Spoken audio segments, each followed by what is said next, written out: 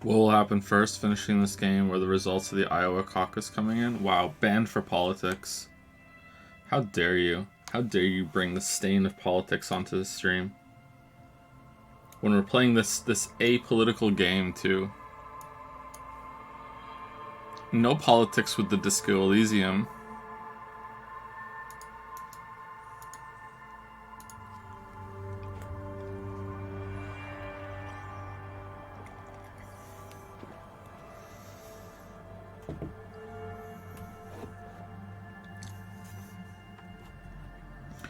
Hi Joe, how are you today? pretty fucking bad. I'm not sure if I'm sick or what, I don't know. Pretty fucking bad. We'll see how it goes. Why does Discord look different?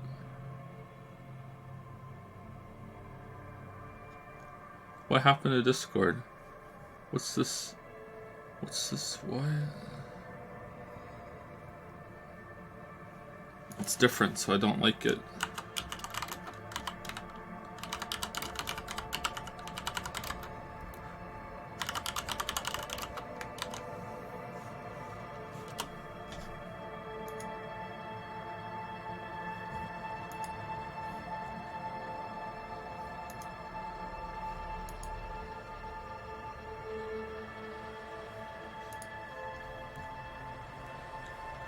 Anyway, sorry for starting late.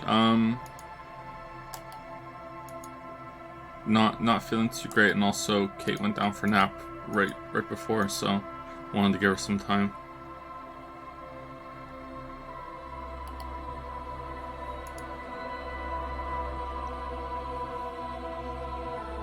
So she's not crying during the stream. This is loud. Loud.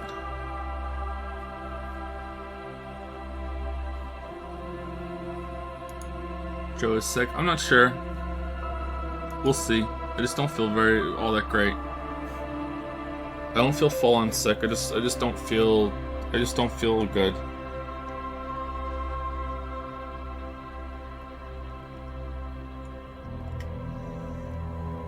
We'll see how it goes.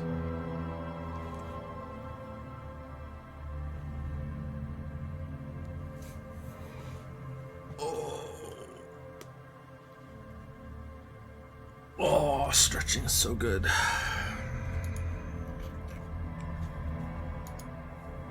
So what's going on in Iowa? I don't understand it.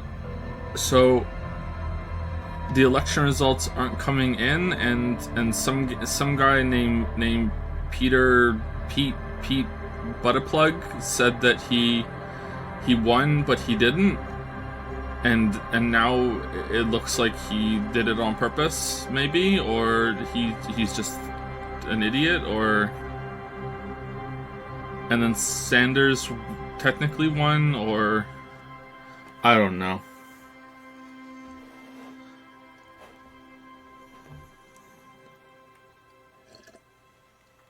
Are you sure Disco is a good game to play when you're not feeling the greatest? Well, it's probably better than a high gameplay game.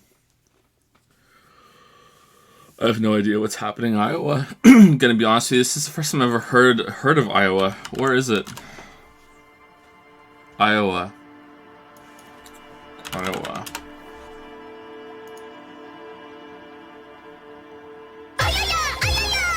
Yeah. Iowa.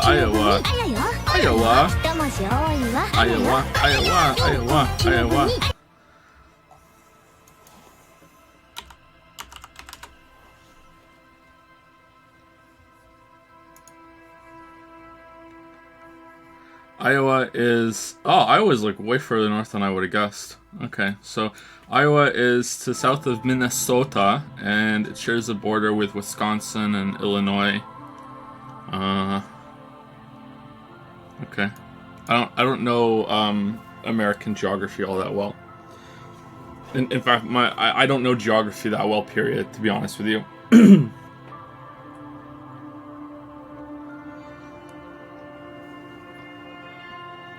Like, as my geography teacher used to say, you know, you're not going to be able to have a map in your back pocket throughout your whole entire life, and then you just whip out your smartphone and say, fuck you, geography teacher.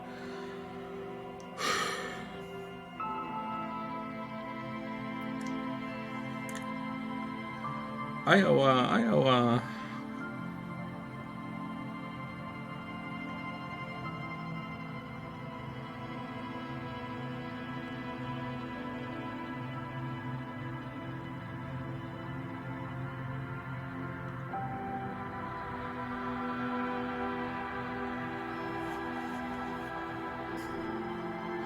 The voting app either crashed or was hacked, and there are no paper backups.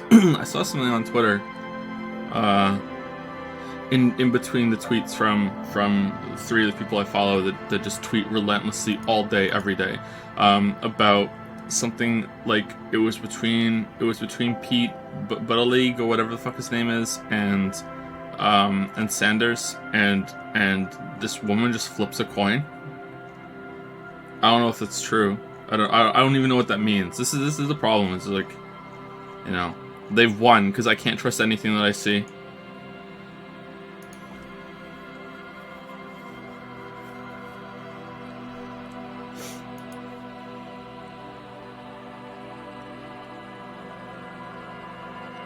She climbs out of her well and flips a coin.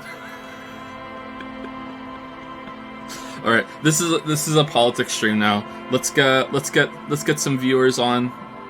Who wants to debate me on voice? Come on. Who disagrees with me on something politically? Let's get them on. We're becoming destiny. Let's go. This is my new career now. I'm done.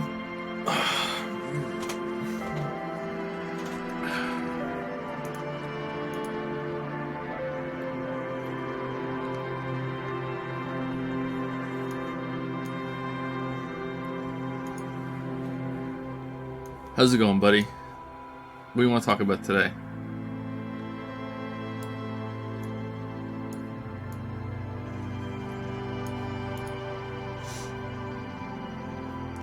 Lately, I've been catching up on the Death Stranding streams. I generally find the audacity of the Monster Energy sponsorship integration to be endearing. I really think it goes so far that it doesn't detract at all, but ends up adding some charm to the game. That's fair. I can see where you're coming from. I disagree, but I can see where you're coming from.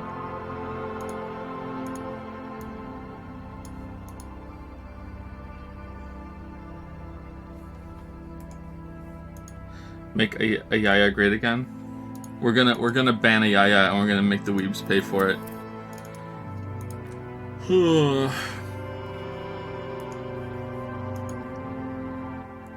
Praying for your health. Oh, this matcha is nice.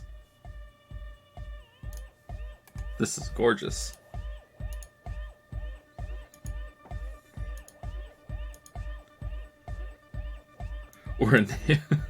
We're enabling a Yaya, but we're gonna make the weebs pay for it.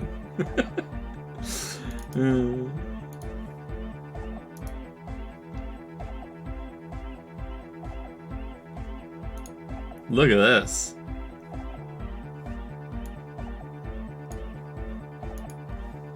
With the music in the background at the same time.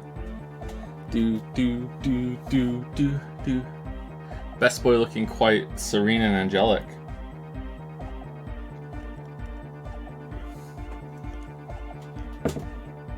I think this might be a contender for the best one when we do the votes at the end.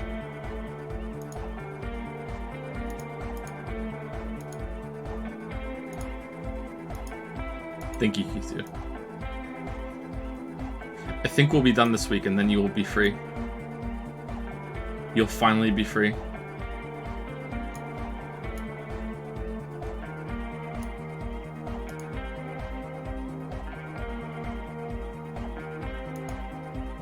He doesn't know.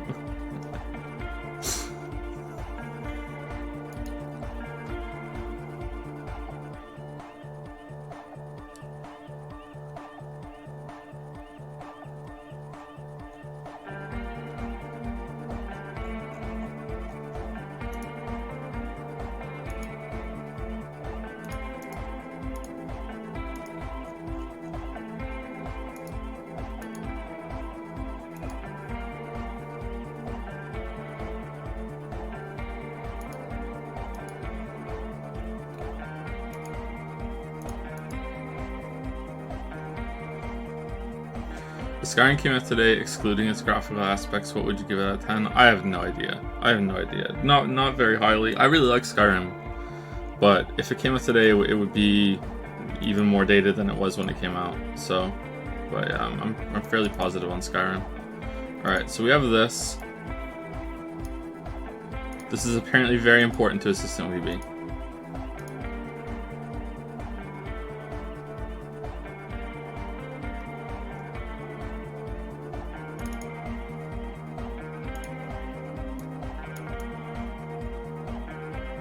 Alright, authority, challenge, make Joe change Kim's icon to Pickle Kim. Alright. Alright, are we gonna pass? Are we gonna pass? Let's see. There's a follow-up. There's a follow-up.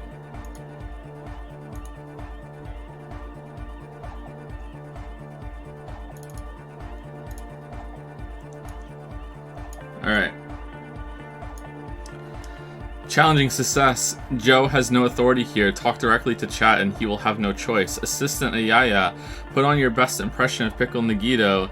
Hey chat, I know Kim is amazing and all that, but wouldn't he be even better if you added a little bit of hope in there? Half-Life success. Just tell him, do it or no balls. Wait, ain't that bad? The eternal weeaboo. Sire, both Joseph and chat cannot resist the allure of polls. Play it up, pretend you're giving them a choice. This is it, the final battle. Pull it up, Jojo. Let the chat decide. Hope against despair. Pickle Kim against Basic Kim. And then check, success. With an extra one on this 7-sided dice. 11037. Huh. What could it mean? What could it mean?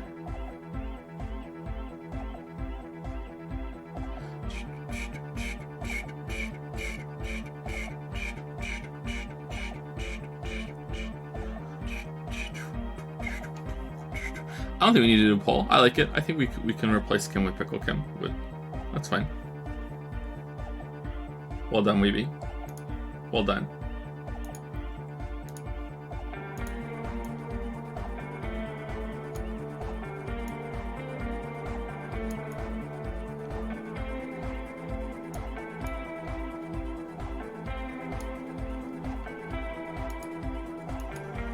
It had four real in it too. For real, nice.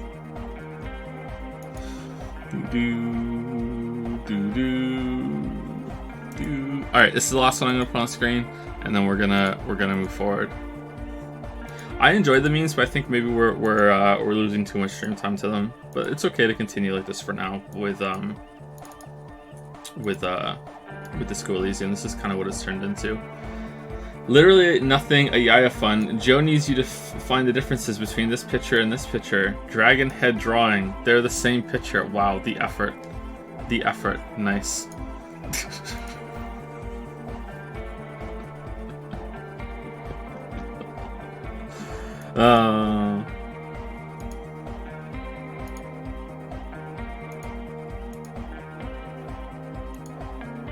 Alright, apparently I'm a liar. Because Waffle Honk, the original creator of Waifu Joe, has returned with Waifu Joe 2.0.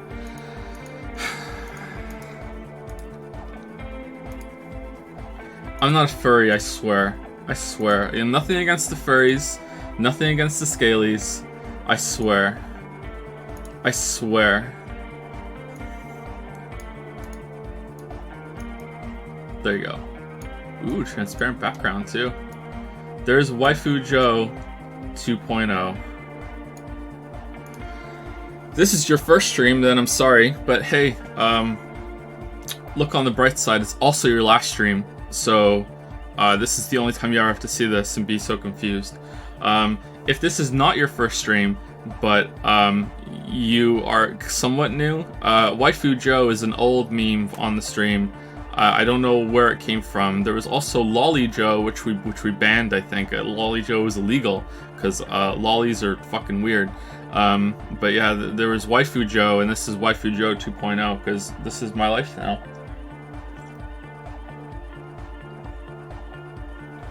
Ah, thank you, Waffle Honk.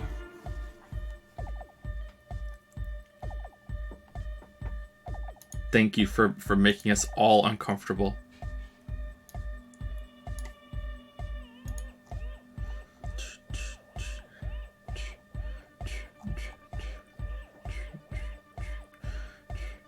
I swear I'm not a furry, from the author of I Swear I'm Not a Weeb.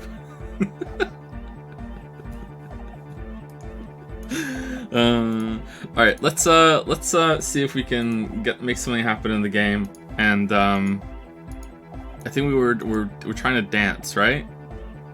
And we couldn't do it. Oh, hey man, it's good to see you. We need more composure.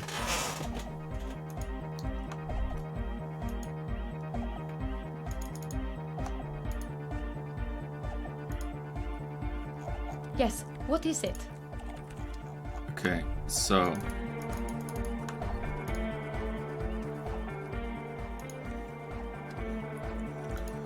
A better deal! Yeah! Medium car! well, that was a crazy sound we heard before. Yeah, it was awesome and scary, very hardcore. His voice booms through the chamber and then gets silent. Too hardcore, in fact. He brushes his hand through his hair. I couldn't control it at all. What happened? It sucks up all the air in the mix until it's the only thing left. It starts compressing itself and everything around it. Completely fills up the headspace. Extreme. What if this is the answer to Van Eyck's jam? We could use the sound for the bass. Oh, his puzzled face turns into a wicked grin. But how? What about the compressor, the one with the spiky What about the compressor, the one with the spiky hair was setting up to achieve some sort of parallel processing? The audio onslaught can be tamed. Connect the dots. Oh man, we need interfacing. How is this interfacing? I've thought about the discarded melody and came to the conclusion that Van Eyck has lived around here. J'adore! He turns a knob on his mixer. God is close by, but maybe he doesn't have a good enough ears. Let me turn it up so we can lure him here. Alright, so we need interfacing. We're due for a win, and that's how numbers work, right? That's how probability works. Alright, interfacing is... Do we have interfacing gloves?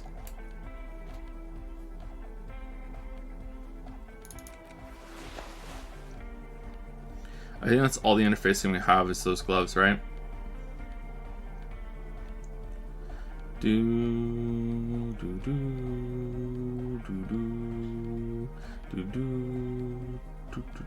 think I would have learned this by now, but nope. Nope. Oh, we have composure on our boots. God damn it, that would have helped. Someone noticed that last stream and was actually really mad. Alright, let's quick save. A better deal! Yeah! 20%. How can we lose? Apparently we lost. We lost. Bzz, bzz, bzz goes the track in the background, never ending. You can't grasp what's missing, but you can try to make something up anyway. Just make it up. No way the speech freak can tell the difference. Whereof one cannot speak, one ought to remain silent. Number 1. You scrape the moldy recesses of your brain for some technological sounding jargon. It'll impress the large-headed speed freak. Isn't that what real artists do? Make it up as they go along, exactly. You should crank up the oscillator matrix. Dude, you gotta reroute the sound juice through the fluxifier. I don't know the technical term, but it needs less bzz bzz. Yeah. Yeah, pump off the bzz bzz.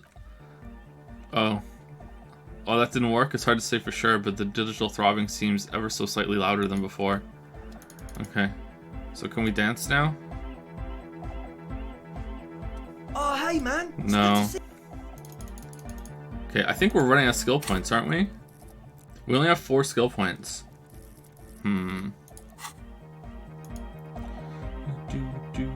Welcome back. Finish the Van Eyck. Thought we already did.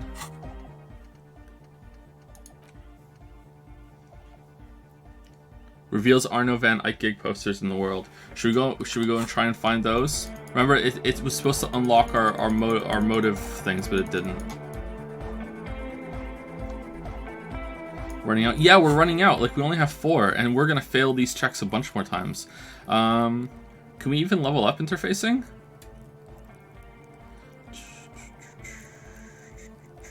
Nope. Uh-oh. Uh-oh. Uh-oh. A better deal! Yeah! Is it Reddit time? Medium car! Is this worth it?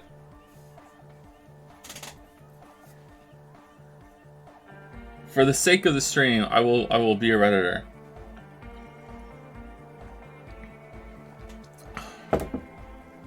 Yes, it is. God damn it. God damn it.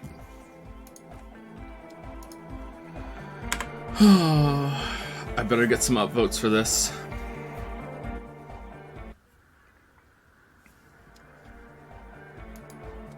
A better deal! Yeah! Medium!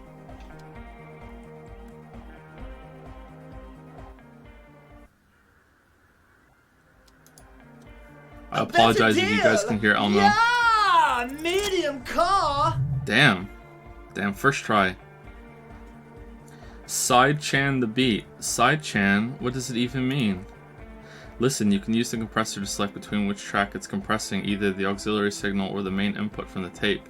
Make it alternate between the signals. The compressor controls the gain based on the level of the signal on the aux side chain input. It will allow maintaining a loud sound without peaks that fill up all the headspace. Okay, Egg, you need to start side chaining it. Explain the concept to him. Side chaining it, you said? He turns down the music, his hands moving deftly across the mixer, setting up the necessary controls. Then he puts on his headphones. I feel really dirty right now, and his hands go wide, wider than they've ever gone on drugs. Alright. He starts jumping up and down with bliss and total silence, still listening to his headphones. Hey, a seal looks up from her microphone. What did you do to Egghead, Copman? Did you break him? I'm not sure. Just wait and see. Are you ready, posse? Noid straightens his back, ready for the beat.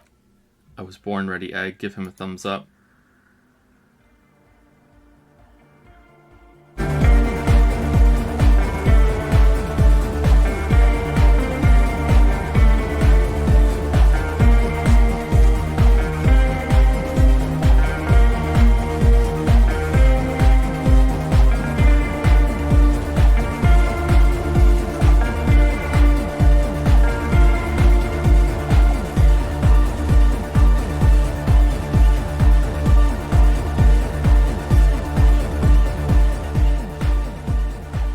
The audio assault is glorious and exactly the same as it was before. The Speed Freak dances on the stage, intensely waving his hand in the air. Make Van Eyck's jam harder core. This is beauty, this is life. What in the world is going on? Asil looks on, amazed at the display. The way melody and bass flow together, it's unnatural. This one is for the anodic generation. We have tamed the sound, made it our own. God damn it, you hear Andre say to himself with a thumping beat, this dance club idea might just work out. DeLorean Church, the place to be. Egg's losing himself in the sound. Pump it, pump it. This is it. This is a new era. The fabric of the world has been irrevocably altered. Irrevocably or irrevocably. I think both are correct, aren't they? Who will be the innocence of hardcore anodic music? Probably Egghead for sure. Probably. Alright, can we dance now?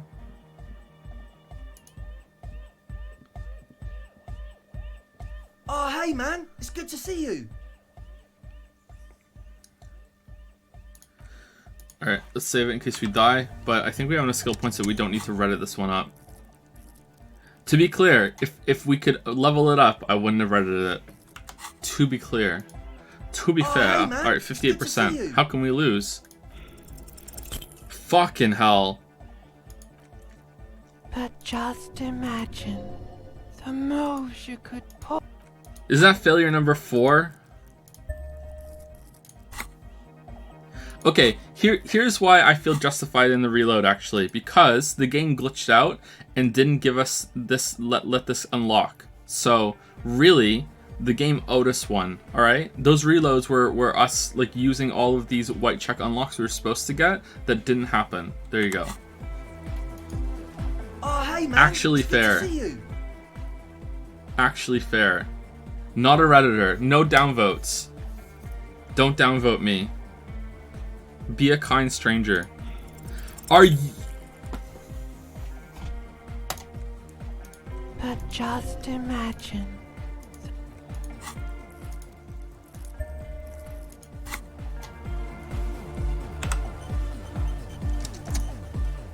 hey man, it's good to see you.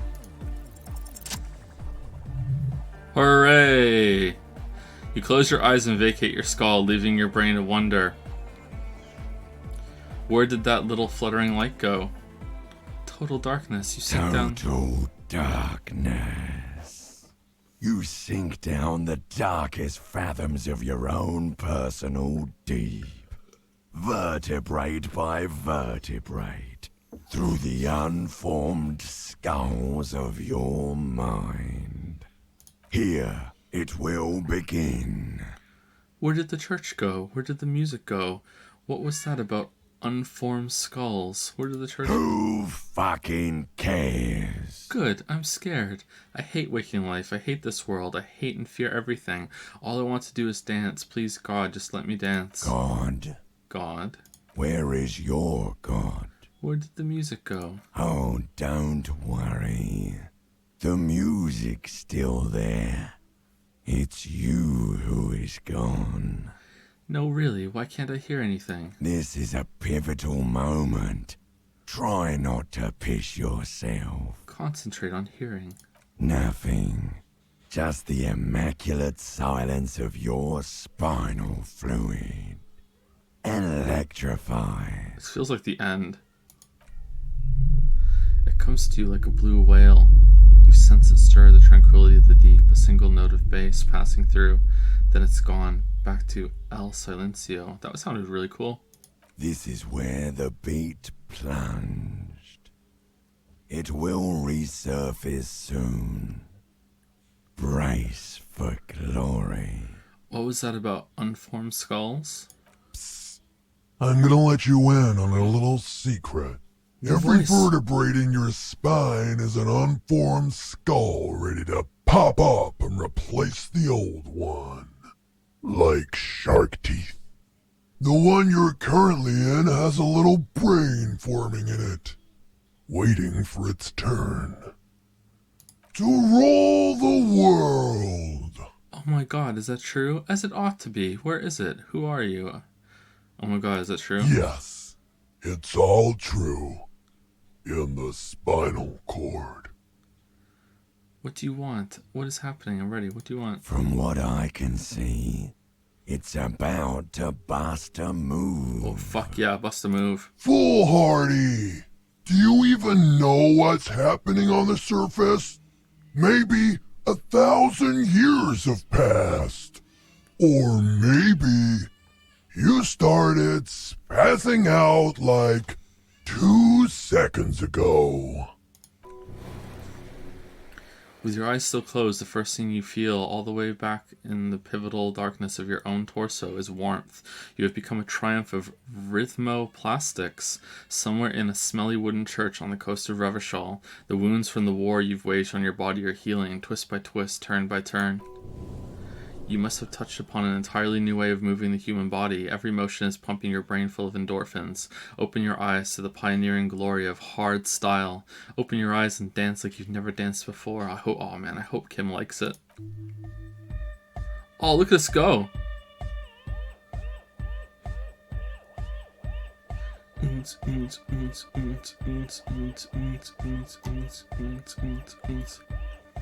Do you think that Kim would enable a Nah, no way. You have become a flawless interlocking mechanism, a flesh and bone approximation of the throb coming from the speaker setup of the one called Eggheads, entirely, rigidly imbecilic, without pity or fear. Free from self-awareness, no deliberation only, and I mean only execution. Oh my god, the Speed Freak's would-be leader stands slack-jawed in disbelief at the hardcoreness on display. He whispers to himself, no way, yes way, this is really happening, yes way. With his reel-to-reel mixer blasting, for real? The anthem of a future that will never come, the young man observes your moves for a second. Then blasts into the same hideous pattern, yelling, ah! He throws a screwdriver and a bunch of drill trucks into the corner and explodes into dance. What he lacks in sharpness, he more than makes up for in violent enthusiasm. Turn to a seal. What are you doing? Dance, pointed Andre. It's the law. Kim, get in here. Coughlin intended to join. Yeah, Kim. What's going on here? Lieutenant looks at you and the speed freaks grinding around in the church. A group of unhinged lunatics, delinquents, he grumbles. This is clearly a Code 31 emergency.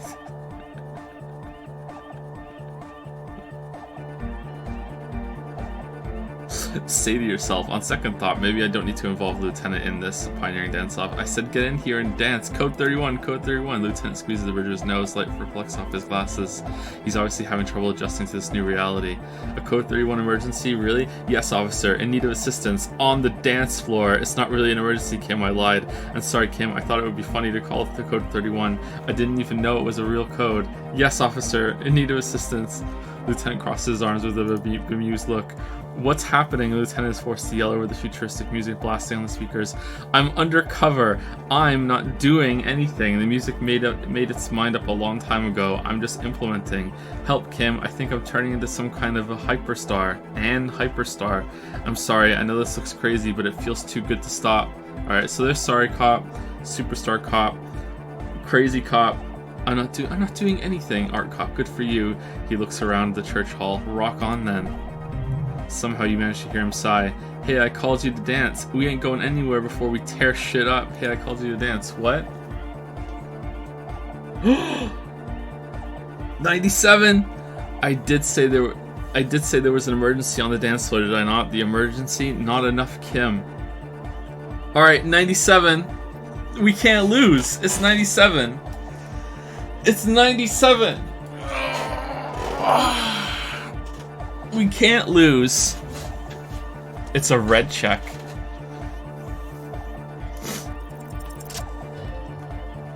Who's the one in charge? You are. Lieutenant, I am only going to pull rank on you one time, and that time is now. Are you kidding me? I assure you, I am not. Now get your groove on, Lieutenant. It's all a joke to you, isn't it? Chain of command. Joke. Future dance joke. Well, no more. Cut a rug, Lieutenant.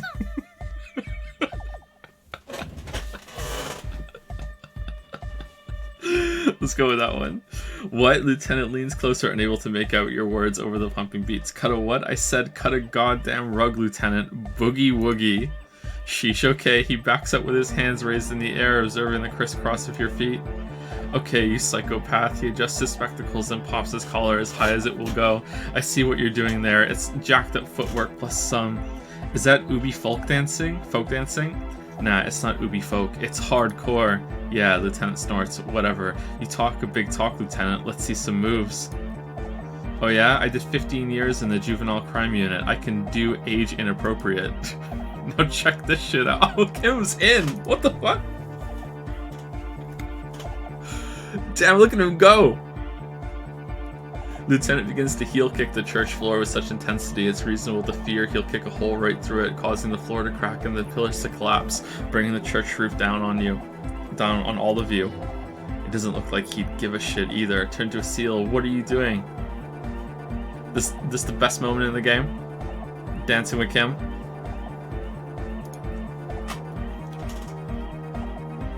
The young woman lifts her headphones up slightly and raises her chin, looking at you expectantly. She cuts in before you can repeat your question. A seal, aren't you going to dance? She turns to Suna, then back to you, then briskly shakes her head and puts her headphones back on. No, recording. Lead programmer throws the other young woman a knowing glance before turning her attention back at her own work. She's still at her mainframe, pressing buttons, reading printouts, but she started nodding her head along to the music. Dance, pointed at Andre. It's the law. That was easy.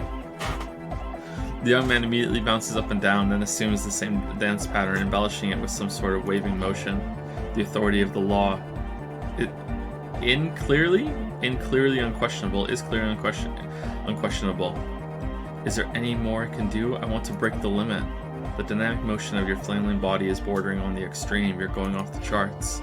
You feel as if turning on the hyperdrive will be a point of no return. Feels almost melancholy. Are you sure you have the entire posse along for this? Together, where are you? Here we go again. Hardcore fills the air. The sound above my hair.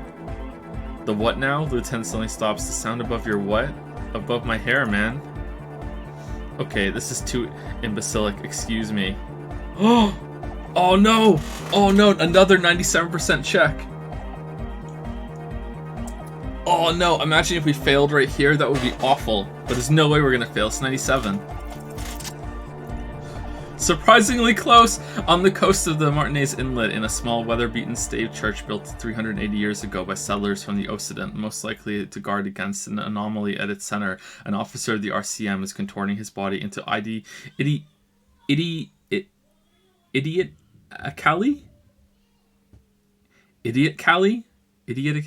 rigid shapes as he invents the future of dance music. It's the hardest anyone has ever danced.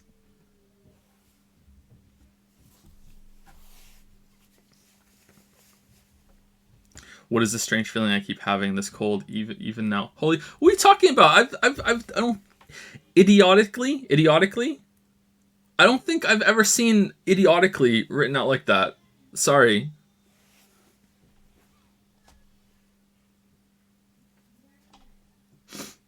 What? I don't think I have.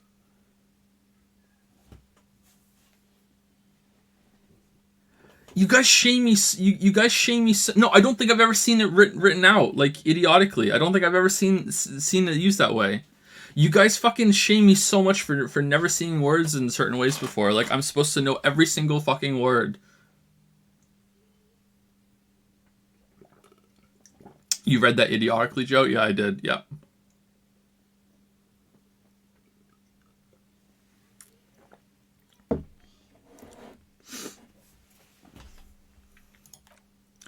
I am La Revacholorie.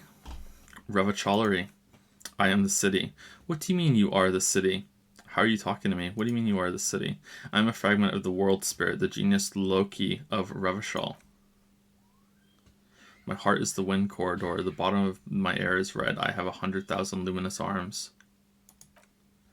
Come morning, I carry industrial dust and let it settle on the tree leaves. I shake the dust from those leaves and onto your coat. How else would you? I'm not criticizing how it's written. I'm just saying I've never seen idiotically. I don't think I've ever seen it. I've seen idiot, obviously, but I don't think I've seen it idiotically.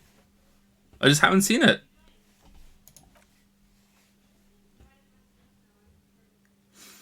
I've seen you with her, and I've seen you without her. I've seen you on the crescent of the hill. How are you talking to me?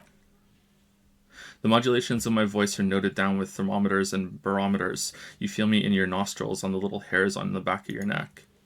I also reside in your lungs and vestigial organs. Everywhere there is space. But who am I? Why are you talking to me? You are an officer of the Citizens Militia, agency in Rebus? When you wear your coat, you wear my soul. You move through my streets freely in motor carriages and on foot. You have access to the hidden places. You also circulate among those who are hidden. I need you. You can keep me on this earth. Be vigilant. I love you. An officer of the RCM is lying on the floor of a small church with his eyes rolled back and his tongue lolling out. Several others are standing around him. He slowly comes to. That was weird. Had a good rest there. I spoke to the city of Revachol. I don't know about good. I spoke to the city of Revachol. Fuck yeah. I bet you did. Those were some advanced moves, man. That's all great, but we should really get going. We spent enough time doing aerobic exercise for today. Get up.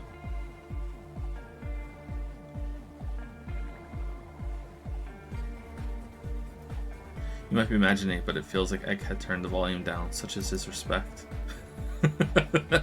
Man, now. The would-be leader stutters with excitement. Now imagine if we could do that, right? But with like 1,000 people. End of human development, mission complete. Right, ecstatic. I wouldn't go that far. Yes, my mission here is complete. Right, ecstatic. Alright. You're obviously beat, muscles relaxed, and feet like noodles underneath. Goodbye, officer. Alright, that was pretty cool. We got to dance with Kim. Yes? The game gets a whole other point on the 5 out of 7 scale for recognizing that Kim is best boy. Yo, man, what's on your mind? Why are you so suspicious about everything? Suspicious people are esoteric people. We don't go around spilling everything to Johnny Law. They don't call me Noid for nothing. We took a setting out for this whole enterprise to get our signs synced. Why are you called Noid anyway? It's short for paranoid. May I ask why? What good is being suspicious? A reasonable question. Say I get hurt. I want to make sure it never happens again. So I analyze the situation, exercise caution. Caution is suspicion. What are you suspicious of? Oh, it'd be easier to list stuff I'm not suspicious of. I'm not suspicious of sound and color. Mechanics and chemistry also have a trueness about them. Most anything else deceives, wants to steal your life away. This is a good dangerous line of questioning. You should prod him on. You should prod him on. What are the most suspicious things? I don't have a top 10 list of things I'm most suspicious of, but if I had one, the left-right complex would be number 1. Number 2 would be their sole accomplishment, the pig-wheat paradigm. Something is off here. You feel like it should be the other way around. Don't you mean the left-right paradigm and the pig-wheat complex? Nope, politics is an inert complex of daily corruption and inane think pieces. The real paradigm is economic and it concerns pig and wheat. This is where the innovation happens. It's only a theory, but I suspect they're breeding a pig-wheat hybrid, probably in grad. What? Tell me more about the left-right business. I prefer not to. Both ask the wrong questions. Any spark of light from either one is accidental. Their combined movement's only concern is producing enough pig and wheat for everyone, the end goal of humanity. The original mistake was assuming that words have more being than bodies. That's what led us astray, far from our true lives, but we may yet find a way back. Whatever this true life is, you feel it's the real centerpiece of this mythology. What's suspicious about the production of pork and wheat? It's our only shit, he shrugs. We should make better use of not being animals or cereal grain ourselves. We should make better use of not being animals or cereal grain ourselves. What's bad about cereal grain? Having enough food could be a precursor for greater things. What's bad about animals? Animals are cute. Okay, number 1. Yes, having food is a means to an end, but the left never talks about the end, only the means. Caps are likewise suckers, constantly sleepless and worry. You dirty centrist. Does this mean you are mentally ill? Mental illness is a term the powers use to homogenize people. I think I don't reach mental illness. I am merely politically ill, a suspicious element. Well, that was certainly stimulating. I want to ask you about something else now. What's with the clothes? Why does this guy have 5 times as much dialogue options than everyone else in here? He shrugs. They're hardcore. You look like a woman with those earrings. That's it? Okay. That's it? They're just clothes. Are they? They look outlandish. It's just a style, you know, normal hard style. Anyone can wear it. Alright, let's leave.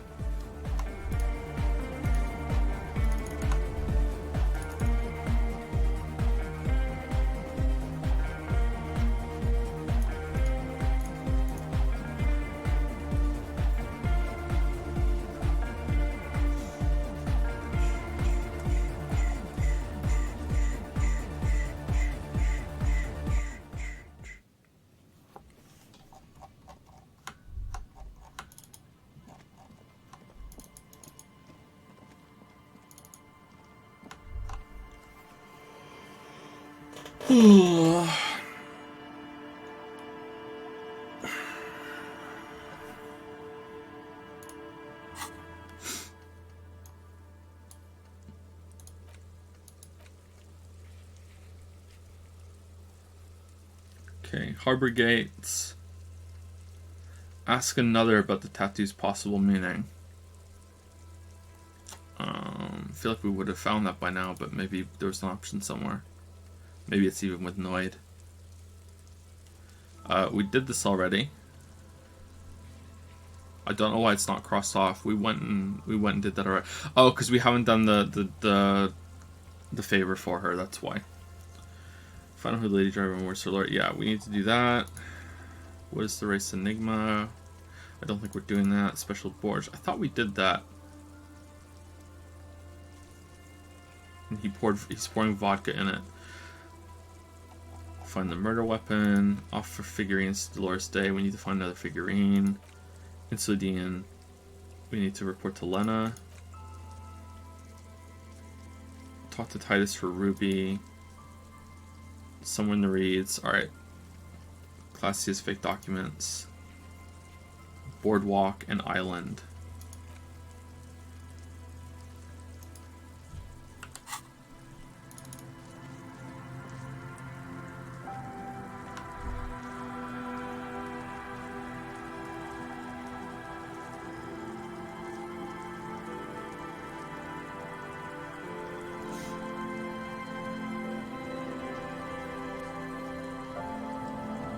Oh shit, we didn't go the right way.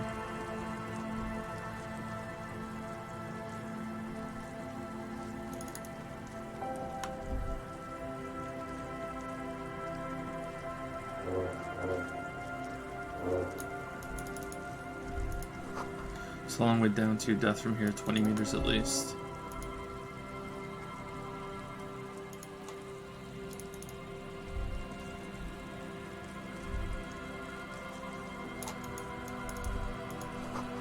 Moonshine probably smells like tasty fermentation.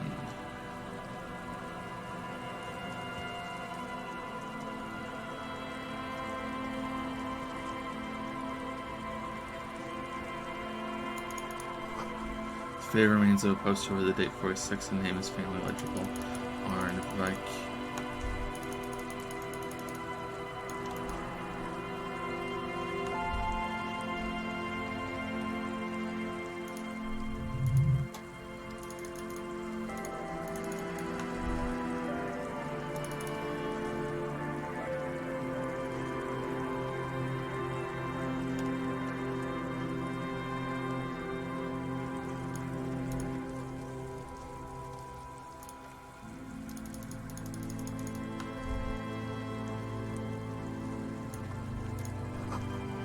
Could this be the boy Classia told you about? Boy?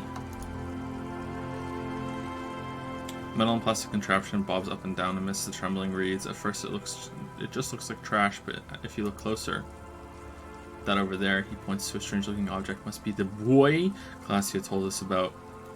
The one she hid her passport in. We should take a look. Ooh, hidden things, secrets, lies. Pick up the boy. You lift the boy out of the water without much effort. It's not tied or to anything.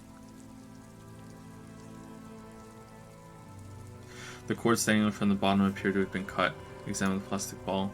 Number 11 has been written on the yellow plastic. It hasn't been in the water for very long, but it's already discolored and slimy with silt. A latch holds it closed, but only just barely. The brittle middle of the latch has cracked. Simple construction, very unsafe. Shake the boy. There's something in there, splashing around. Sniff the boy. It smells like you would expect it to smell. A concentrated version of the coast. Salt, industrial slop, and decay. The water this side of the peninsula is cleaner, actually. It smells a little salty. Open the boy.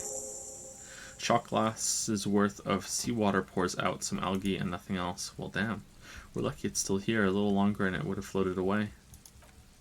Lieutenant flashes a mirthless half smile. We still got here too late. There's nothing of use here anymore. No documents. You think took them? I have no idea. Lieutenant taps his foot, frowning. Didn't the lawyer say she was going to walk up the coast? This is a minor quirk. We know it was in the boy anyway. He purses his lips. Or think we do. This is a small loose end either way. Not important, I hope. It must have been Classia's enemies, which means she's in danger. Maybe Classia took them herself. Could this be related to the cryptozoologists and their little expedition? In my experience, cryptids are generally interested in travel documentation. He sighs. We should go. You could ask the miss what she thinks later if you have the time. Though you doubt she'll tell you much at this point. The miss?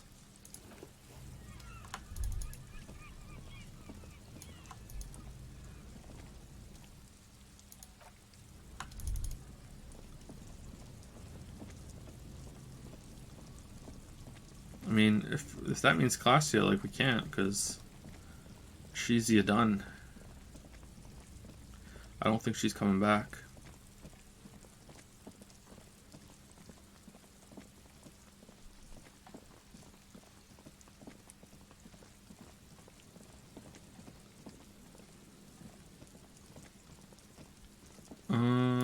Really? Where on the boardwalk was the shot fired from then? Or the potential one?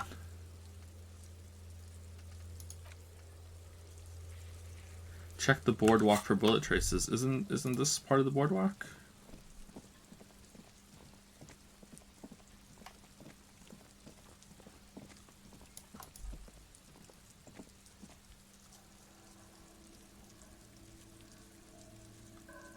Yeah, we did this already.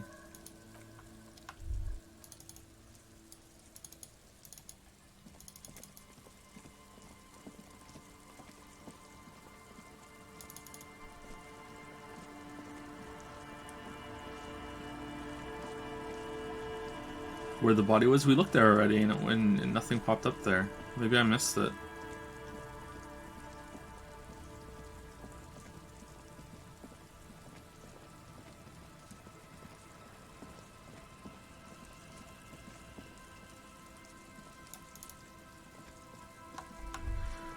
So is Kim one of the best sidekicks ever? Do you actually believe that? I'm not sure. I have to think about it and see about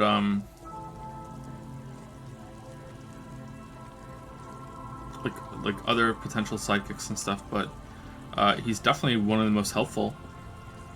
Like he's unreasonably, almost impossibly good. You know, like a good person.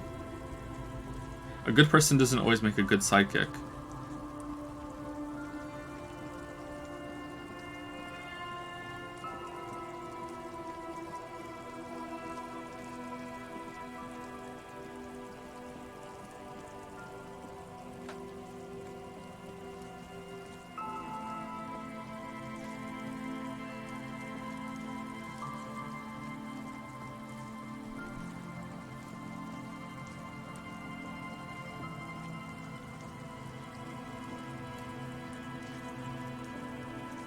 Will you make a review of this game? Probably not, no.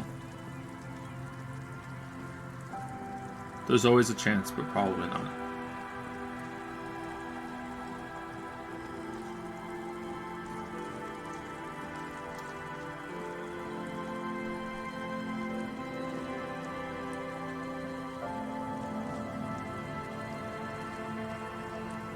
Okay, it was one of the shots from the bunker. Did we already do this one?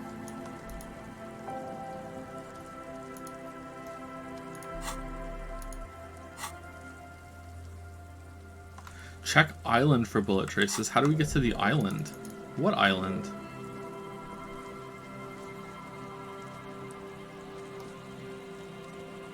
Was the island up northeast from here? Maybe we talk to Joyce and we can use her boat? Or maybe we talk to that woman we hit on a bunch of times?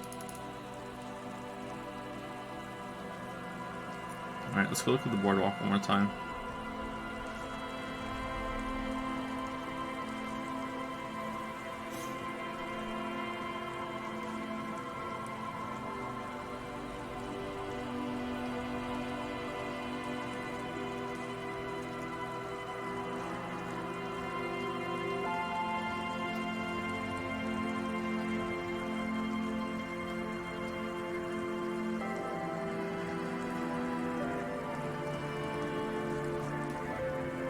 Okay, so there's nothing down here. How do we get up there?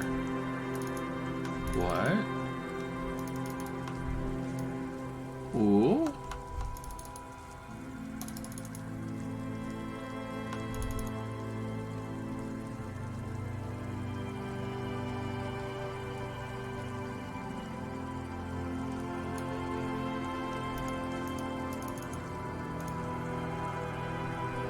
Hello again.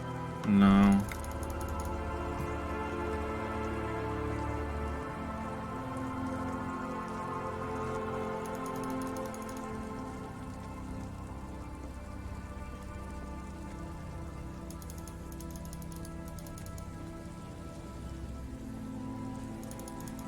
No.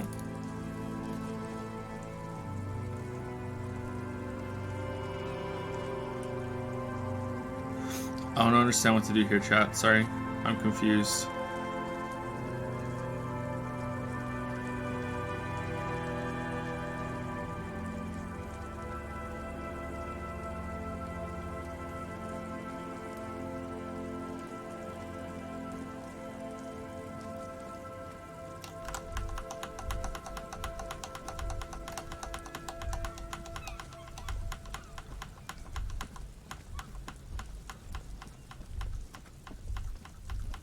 Do we talk to Kim here? Yes? No.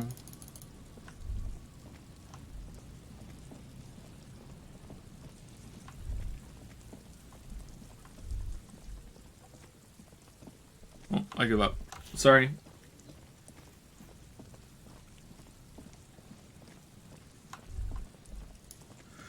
Okay, let's pick something else to do instead.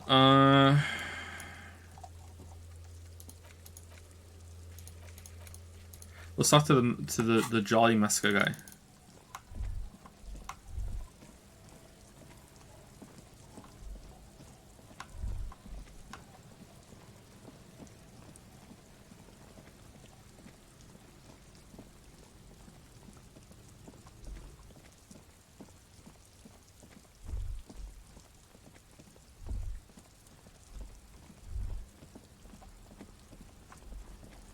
Hold on, can we use your boat to get to an island?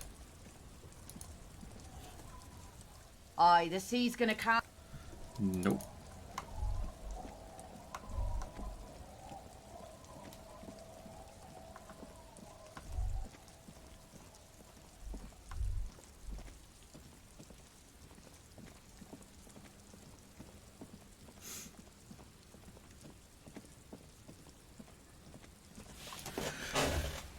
Phew.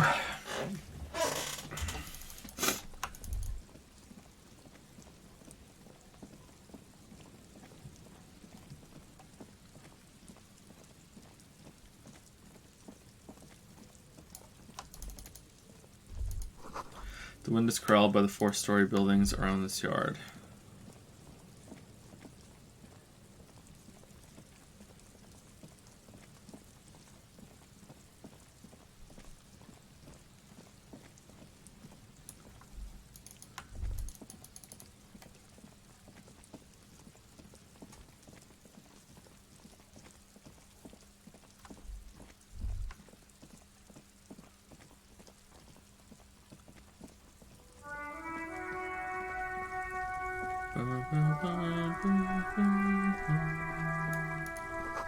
The rumble of the bass beat, your heart repeats it. Alright, now that this banger is back, let me say thank you to some people before I get like way too behind.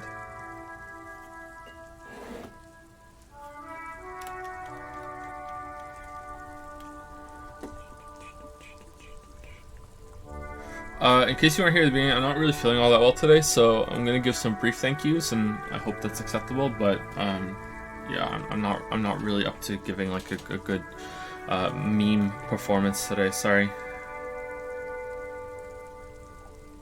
With that said, I still want to say thank you. Thank you, Cabu22, Mimi the Yume, Lurkamon for subbing while the stream was down, or at the end of last stream when I missed it. Thank you, Ilsaroff, for the 21 3 sub. Thank you very much. Thank you, N Hunter, for the 21 3 sub. 21 months with Joseph the Crypto Weeb. Wow. Play River City Girls. It's great. Love ya. Maybe we will. I'm not sure, though, when. I don't think I'd like it, but it's short, right? So maybe it'll be short and sweet. Thank you, Joe is a weeaboo, for the 8-month 3 sub. Thank you very much.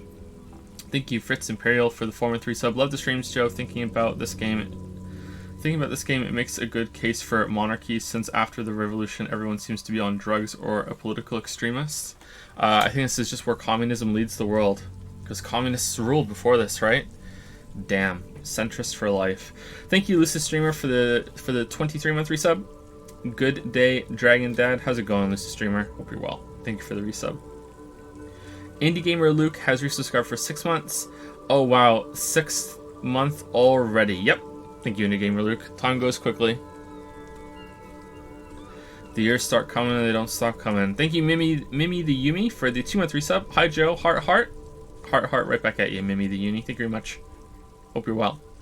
Thank you, Aura Hunt, for the 6-month resub with XXX Shh.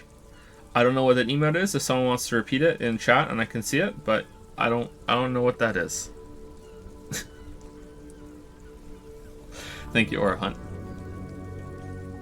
Thank you, Softlump, for the 14-month resub with Cool 14 months. Thank you. VRedV has resubscribed for 16 months with Wowee. Is that a Mr.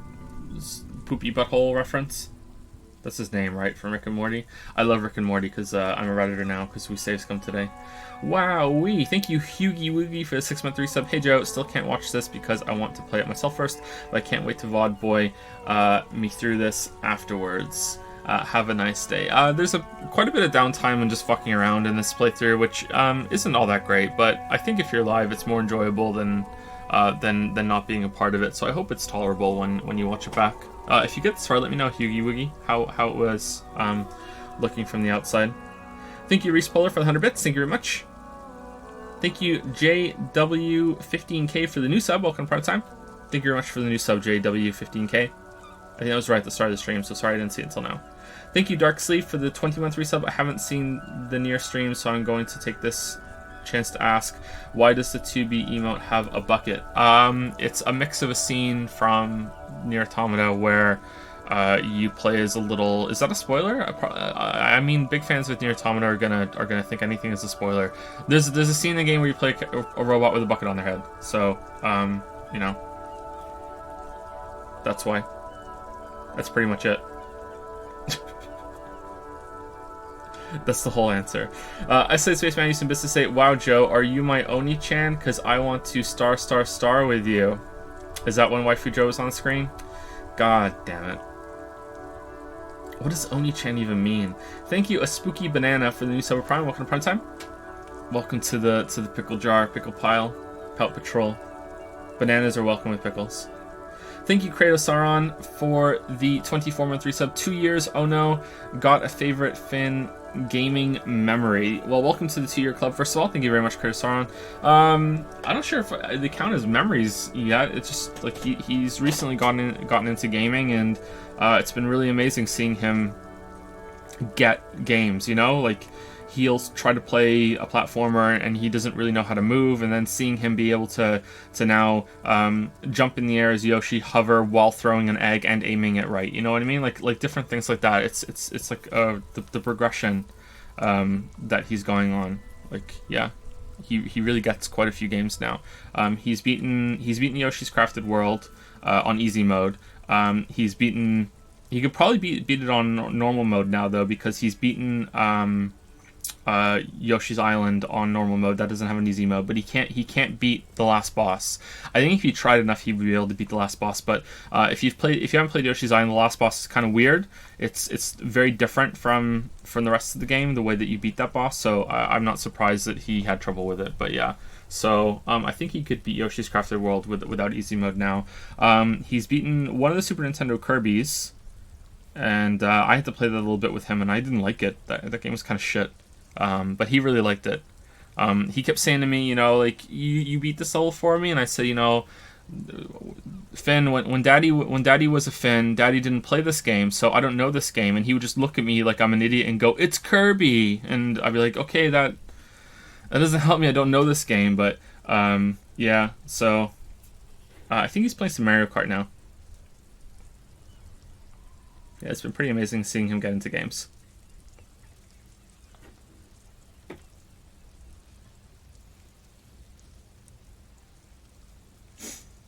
Idiot Callie, some of you are still not over that. Look, do you know how frustrating it is to have to read so many words out loud, like and have, like, there's gonna be ones that you don't know, and there's gonna be mispronunciations, and there's always gonna be, with hundreds of people in chat, there's always gonna be a fair sample size of people that do know it and do know how it's pronounced, and then they get mad. So no matter what, it feels like there's always like this small group of people that's always angry at you with how you're speaking. It's so frustrating. It's so frustrating. Oh man. Plus I'm like half dyslexic on top of it. Thank you, Davarion. There we go. We're doing it again already. Thank you for the new sub. Welcome to Prime Time. Welcome to the Pickle Pile. Thank you very much. Thank you, Ingvar Fed, for the 24-month resub. Thank you very much. Welcome to your club, Ingvar Fed. Thank you. Hope you're well. Thank you, Jungle Rabba, for the 28-month resub with a claw fist. Lily's not here, so she can't give you a claw fist, but I will give you, your honorary claw fist. If she comes up with a drink at some point, I'll try and remember. Thank you, Mahalo Goldstein. Mahalo Goldstein. I think it's Mahalo Goldstein. Mahalo Goldstein. There you go. Nailed it. Thank you very much for the 4-month resub. Hope you're well. I said Spaceman used 100 bits to say, have you heard about Yick? Yick These Nuts? Apparently is an awful RPG with cringy dialogue and not in the good way like the anime games that you know and love. Yick.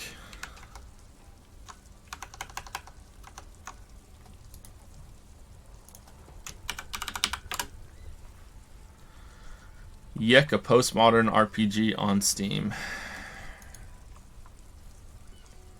Mixed with 100 reviews. Oh, this game looks weird. No, I've never heard of it. Isolated Spaceman? Are you bringing it up because you think it would be an entertaining stream, or did you just want to share the yick? Thank you, Alice6, for the 513 sub. Side Chan, we've got it, finally. We found a Chan. Thank you, Alice6. Valker has resubscribed for 6 months. Literally finished catching up on all Disco streams. What timing? Welcome to watching live. You got out of VOD hell. But still, shout out to the VOD boys and girls. I'll take a sip of water in your honor.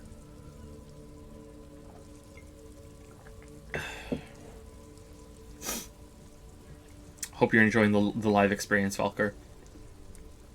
Speeding Turtle 24 has subscribed for the first time. Thank you very much. Welcome to the Rub-a-Dub Sub Club.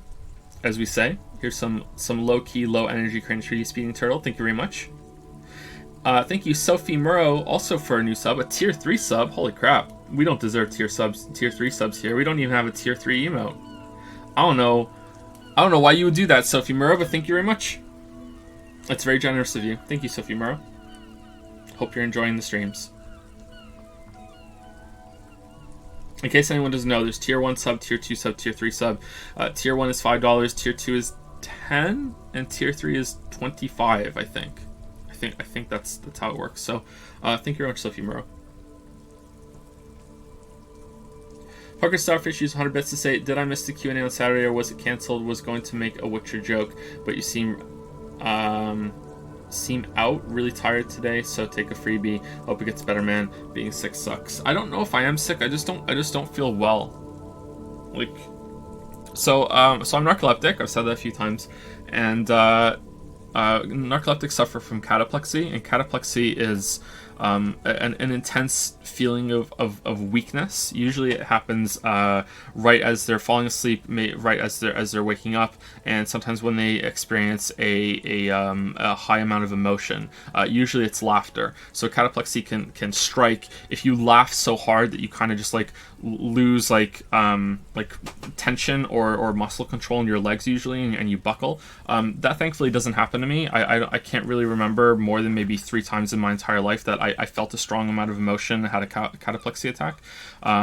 But sometimes in the morning, I have a lot of trouble like holding on to things, like just I have no grip strength whatsoever in the morning.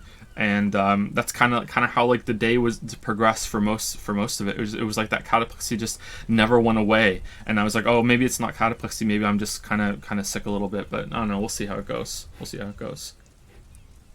There was no Q&A on Saturday. We're not doing them for a little while because Kate is sleep training. So it's going quite well, actually. We could probably risk it this Saturday, but I'll talk to Lily about it and we'll see. But for now, it's still canceled. But yeah, it's going quite well. It was bad at first, but she's adjusted quite well to it now. But we're still not 100%. So sleep training with babies around 7 to 8 months, you want to start making them be able to go down on their own. You know, like you go in, you put them down in the crib, and that's what parents say. You know, she's down, he's down when they finally go to sleep, and then you just leave and. Yeah, and they self-soothe, and it can be difficult. Leo is much easier than Finn. Kate is probably harder than Leo, and Finn never did it. Finn never ever did it.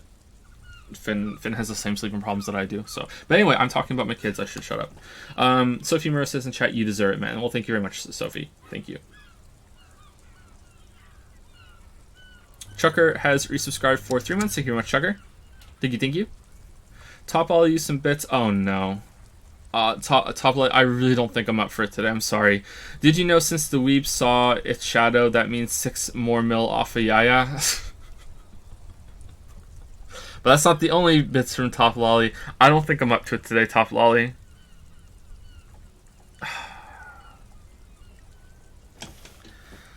But Mario won out for best platformer on that system eventually, just because of how much more fun it was to move Mario around.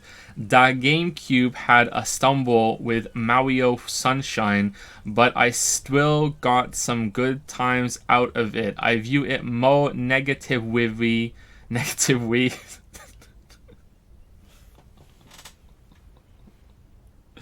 Oh, it's like make Joe sound like he's having a stroke now than I did when I first played it as a teenager, but the next games more than made up for it. Galaxy 1 and 2 are two of my favorite games. I think Galaxy 2 is better, but I also appreciate how much Galaxy 1 was used as a foundation for that game. There you go. There you go. So Top Lolly is trying to make me read out the Super Mario Odyssey script in ooh-ish. And if you don't know what that is, then I'm envious. Don't look it up. But it's basically stupid cute girl anime talk, I think. Where basically as many letters as you can possibly replace with W, you do it. Oh.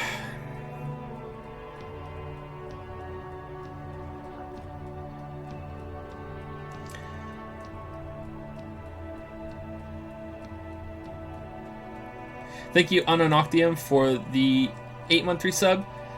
Hachikagetsu? Hachikagetsu. Alright.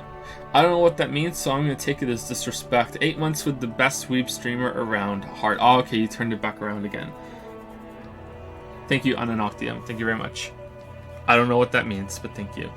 Lunar Flyby used 100 to say, when those numbers printed out, you were wondering if that's how many thought combinations there are, so I did the math. There's 267 billion combinations if you don't care which thought goes into which slot, and 128 quintillion if the slot matters. God damn. So is that the same amount of numbers that they threw up on that part? No, you know what? Don't look, because then you're gonna have to count them. Don't do that to yourself in Lunar Flyby. I don't want to do that for you. It means 8 months. Oh, okay. Thank you, page 13. Page 13 for the new sub prime. Welcome to Prime Time. Welcome to Pout Patrol. Have a pout on us. Thank you very much, page 13. Enjoy the pouts. Thank you, Sir Dunk the Lunk, for the new sub as well. Thank you very much. Sir Dunk the Lunk. Thank you very much. Welcome to the Rubber Dub Sub Club. I say Spaceman used another 100 bits. I'm almost 20 hours in on Persona 5 and I've been loving it so far. The aesthetic is fantastic. I'm just hoping that I don't get bored before I finish it, since I'm not into long games. My team got the name Time Sinkers since it got your approval. Time Sinkers. Yeah, it's a really long game. It's a really long game. Yeah, buckle up for that. You get enough value for money out of Persona 5 for sure, but I would say that for most people, and I know this is going to be controversial, I really love Persona 5, I'm sorry, but I think for most people Persona 5 is going to be too long. I think there's too much dungeon crawling in it, I think, but I'm happy that it's that long for me, but I think for most people it's going to be too much. Thank you, Plumpy Plums, for the 3-month resub, thank you very much. Pouty Plumpy Plums. Toxel resubscribed for 13 months with OS Frog. What is with the frogs? Why do you guys love frogs so much? Do we need to have a frog emote on the stream? What is with the frogs? All over Discord. It's just frogs, frogs, frogs. OS Frog. Feels frog, man. Oh, thank you, Toxel. And the last few on my list are Bit of Bacon, or Bito Bacon, 21, for the 2 and 3 sub. Thank you very much, Bito Bacon. I miss British bacon. God damn it. Thank you, Jason Kim, for the 25 on 3 sub. Thank you, thank you. Hope you're well, Jason. Toxel has gifted out 5 subs to Schwalinator, Lurgan1337, wait, Vulpes Umbra, Le Blue Samurai, not to be confused with Le Blue Girl, and Teddle Todd.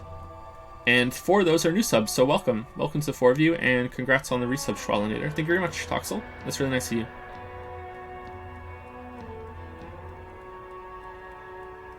Close enough. Is it not? Is it Shalolinator? Sorry. Reese Polar used 200 bits to say it's fuck top lolly.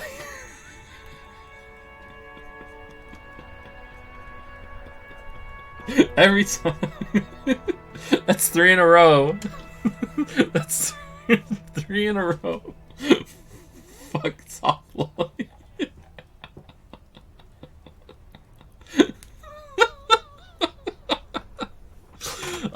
Is it 4, not 3? I thought it was 3.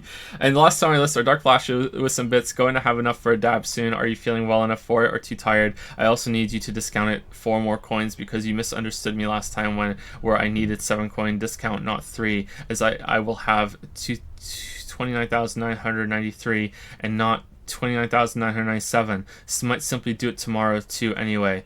Alright, I'll see what I can do. We'll see how I feel when Lily gets up here. Lunar Flyby has used 50 bits to say the thought combinations of 21 and 12 numbers respectively, so way less than the number I printed out. Oh, okay, alright, cool. I don't even pretend to understand, like, even mid-tier concept math now. I was going to say I don't understand high concept math, but I don't even understand mid-concept math anymore. I used to be really good at math. I think if I dive back into it, I could catch up a bit, but, you know, I think the mathologist era of my life is over. And last but not least is Respeller with another 100 bits to clarify it is 3. It is 3. 3 fuck top lollies. There we go. Ooh speak is by furries, not weebs, and no furries and weebs are not one and the same. I don't know. That sounds like bullshit to me.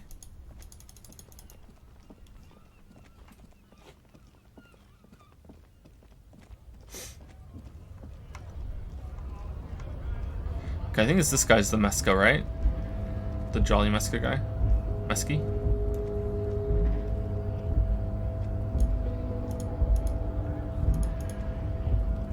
What's that? Odd that you didn't catch this graffito earlier. Van Eyck Overdrive, it says.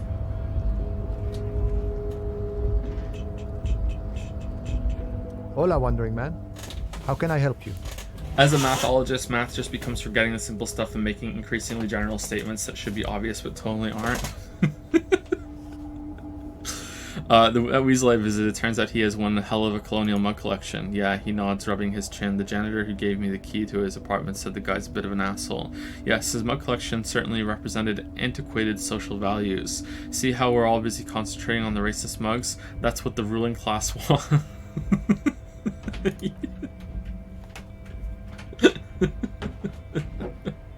Yeah, it would be really bad if we got into an argument about it. Waste of a good noon or afternoon or night. He looks around, oblivious suddenly. Anyway, thanks for helping out, friend. How's it going, Lily? Okay.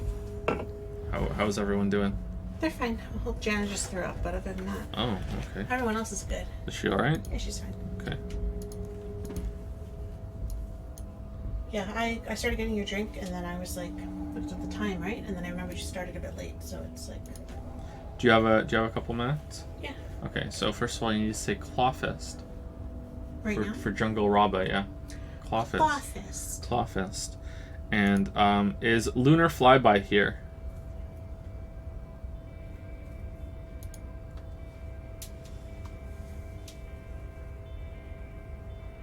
Lunar Flyby.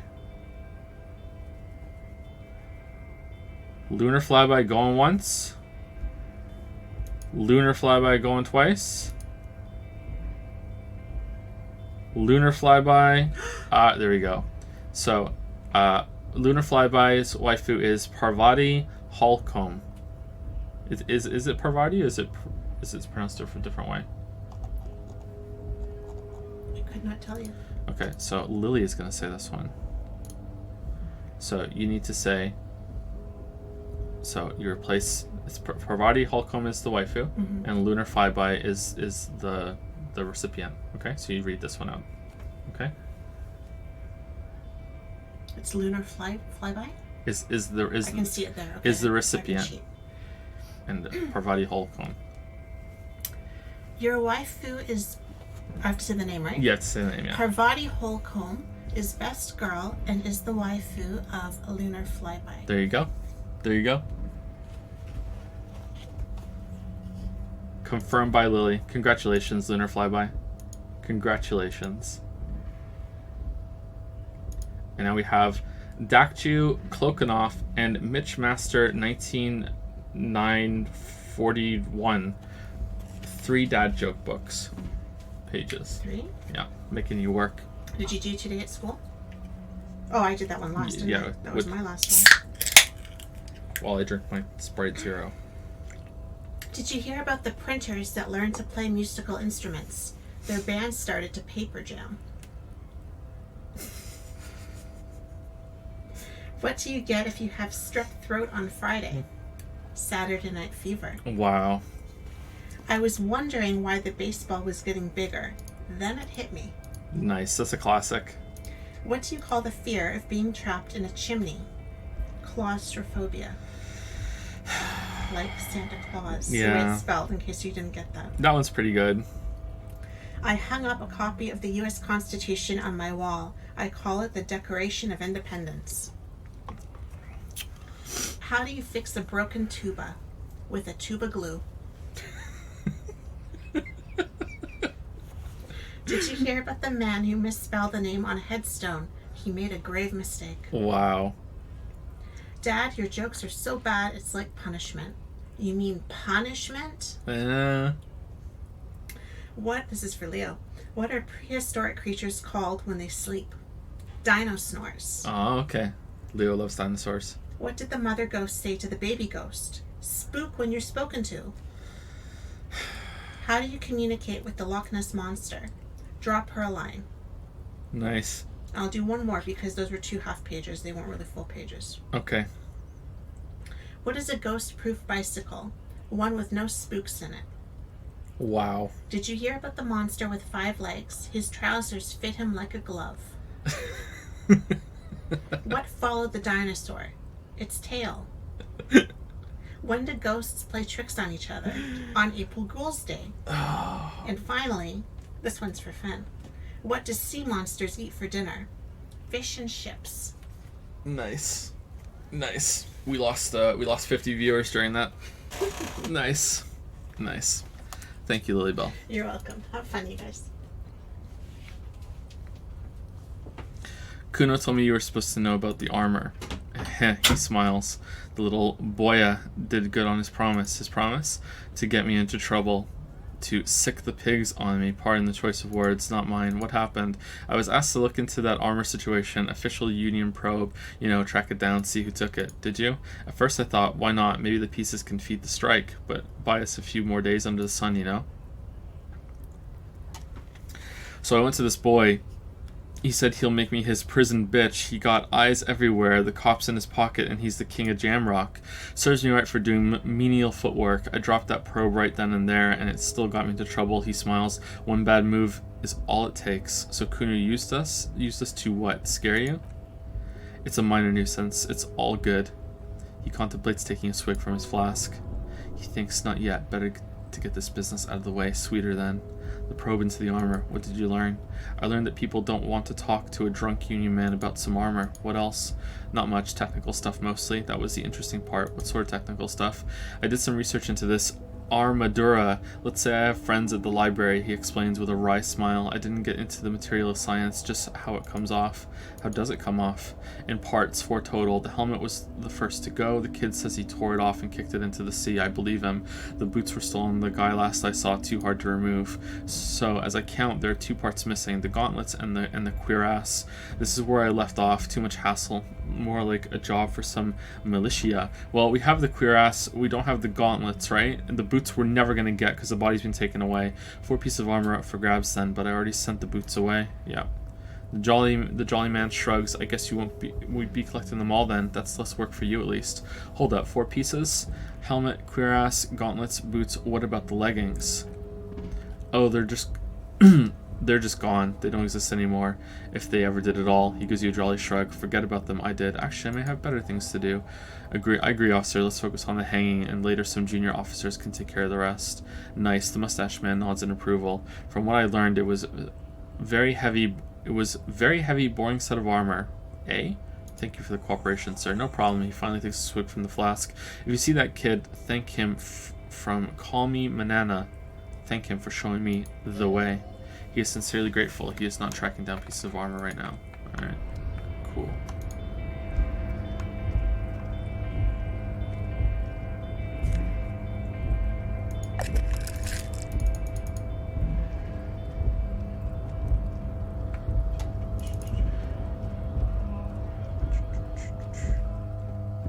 Okay, let's see if we can solve this traffic jam thing.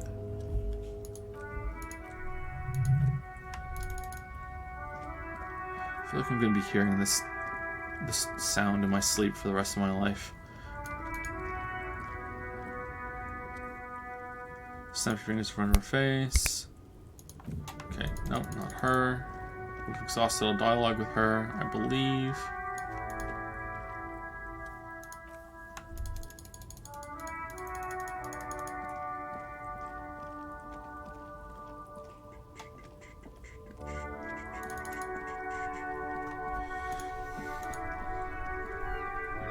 Still here, stuck in this damn jam, my man. What's Oh, up? we need to put a spec into conceptualization for that. I heard one of the drivers is a woman, but I don't think she's here. Do you know this lady driver? She shifts around, suddenly uncomfortable, and looks away. I don't want to talk about that. Why? Do you know something? What is it? I don't mean to pry, but I need your help. She may be involved in the drug business. Okay, let's change the subject then. Why? Do you know something? What is it? Man, I was hoping it isn't going to be here. I was hoping it isn't going to be her. He bites his lip. All I can say is she isn't around here anymore. She isn't some evil drug trafficker, and I don't know where she is. I asked you who's conducting the drug trade. You said you didn't know. Now you're saying you do. I didn't, man. I told you. I was hoping it's not her, that she wouldn't be mixed up in it. He still is hoping. It's just wishful thinking on his part, not trickery. It's true. We would have caught a lie, but a kind heart is tricky.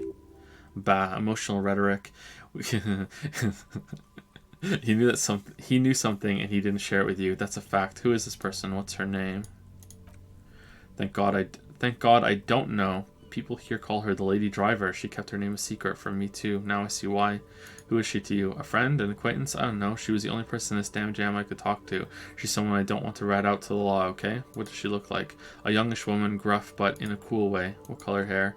Blue and violet, dyed. He answers reluctantly. It was violet when she got here, blue before she went. Then she may have dyed it again. When did she leave? Damn, I don't wanna. He looks you straight in the eye. Please just let it go. Whatever she did, it can't be that bad. She's not a bad person, I know that much. We can't just let it go. It's part of a police investigation. That's how it always is with you, isn't it? All part of the investigation. He shakes his head. The girl's troubled. If you hunt her down, she may not survive it. I can't have that on my conscience. It won't come to that. We won't pursue her on this. This is information only. I don't believe you. Believe us, it really is. I just can't, man. I'm not naive. You said she's troubled. How? She's got the darkness in her. That young person's darkness when you think it's all over and you're looking for a way out. She shared this with you? Yes, which is why I don't want to snitch on her. It's not snitching, it's just a few questions. Come on, man. Life is just a joke. I was told everyone's afraid of her. You're not? I heard the rumors. I saw the other drivers looking at me strange when we talked. And she told me, too, that she's had a violent life, but I wasn't afraid of her, more like for her. Did this violent life include drug trafficking? Well, he sighs. It looks like it did now, but we didn't talk about that. We talked about life, you know. She talked about her mind. Hold on. Her mind? The way it worked, the trouble it was giving her. When she left, did she leave her lorry behind? Fuck, man. Go grill someone else with these questions, okay? There are plenty of drivers here who couldn't stand her or were afraid of her. They'd be more than happy to rat her out. Wait, this guy says they're friends and acquaintances and he's okay with others ratting her out? Push Tommy and it will break his heart and his spirit. Don't expect to be pals. So you're alright with others ratting her out. You just don't want to get your hands dirty. Put yourself in my shoes. I need this for another investigation too. It's important. I can't blow it. She's a suspect and I need you to tell me where she is or I can't finish the investigation. Force. Fine, I will drop it for now. Number 1. Fine, I don't want to be a butcher. And I don't want to be a knight either. I just want to be a person who can sleep at night. A little fame wouldn't hurt too. Put yourself in my shoes. You're not gonna put a bullet in your head if you blow it, are you? Because she's on the edge, man. Force. I thought you were a different kind of cop. Something breaks in him as he stares into your eyes. The realization that you've used his friendliness and goodwill for your own ends. Remember, you're doing it for the bigger investigation. This is important. Relax. Ask. Where is the lady driver? Here. He takes a keyring from his pocket, then looks at it before giving it to you in silence. The keys to a motor lorry. Pretty complex. Looks like a chain lock.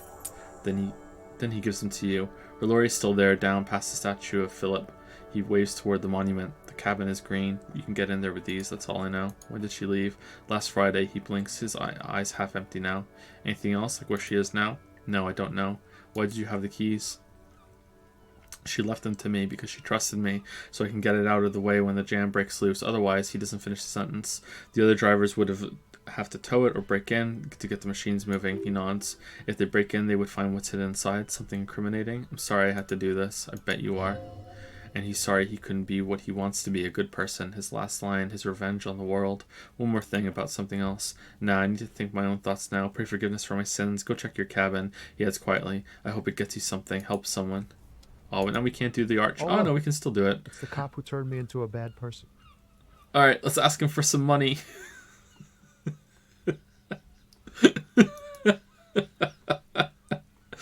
-6 forced him. Alright, can we add conceptualization to do this? Oh, look. It's the cop who turned me into a bad person. 40. Wow, -6 really matters. Holy crap, we should have done this beforehand. Alright, well, let's just see if we get it. Nope.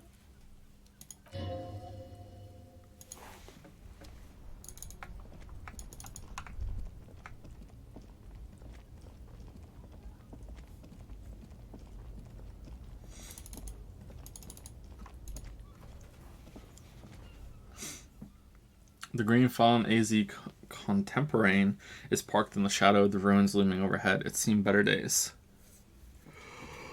Lennon95 used 100% to say, any plan to return on Slay the Spire? They add a 4th character. I play Slay the Spire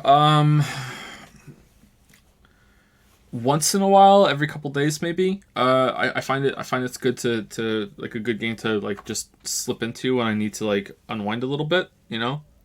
Just jump in and do a run. I've done a couple with the new character already. I like it. It's probably my favorite character of the 4 now. At first it was too difficult for me. Didn't have the IQ to play it, but I warmed up to the character. It's pretty good.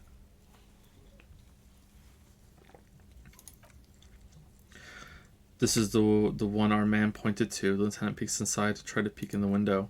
The glass on the side windows is tinted and covered with dust. You can barely make out the shape of a seat and 2 steering levers. Posters cover the small windows in the back. You can't make out what's on them. Try the door handle. The door is locked. The handle looks shiny, like it's recently replaced. Unlock the door with the key. Push the key into the lock and turn. It makes a cracking sound. Then the door pops back a few centimeters. You can just open it. Cigarettes and perfume welcomes you. The cabin inside is plastered with old movie posters. Actresses smile from the walls. There's a radio transmitter in the front and a toolbox tucked under the driver's seat. Some tools lie scattered near the pedals. There's something odd about the passenger seat. The seating fabric has been pulled tight over the lower side of the seat where the toolbox should be. Admire the posters. There are movie posters featuring starlets from long-forgotten films from the 20s, the teens, even the 90s of the last century. One of them particularly catches your eye. A centerfold of an ingenue attached above the back seat. I don't know that word. Sorry, chat. There's definitely perfume in the air. It's spicy with a hint of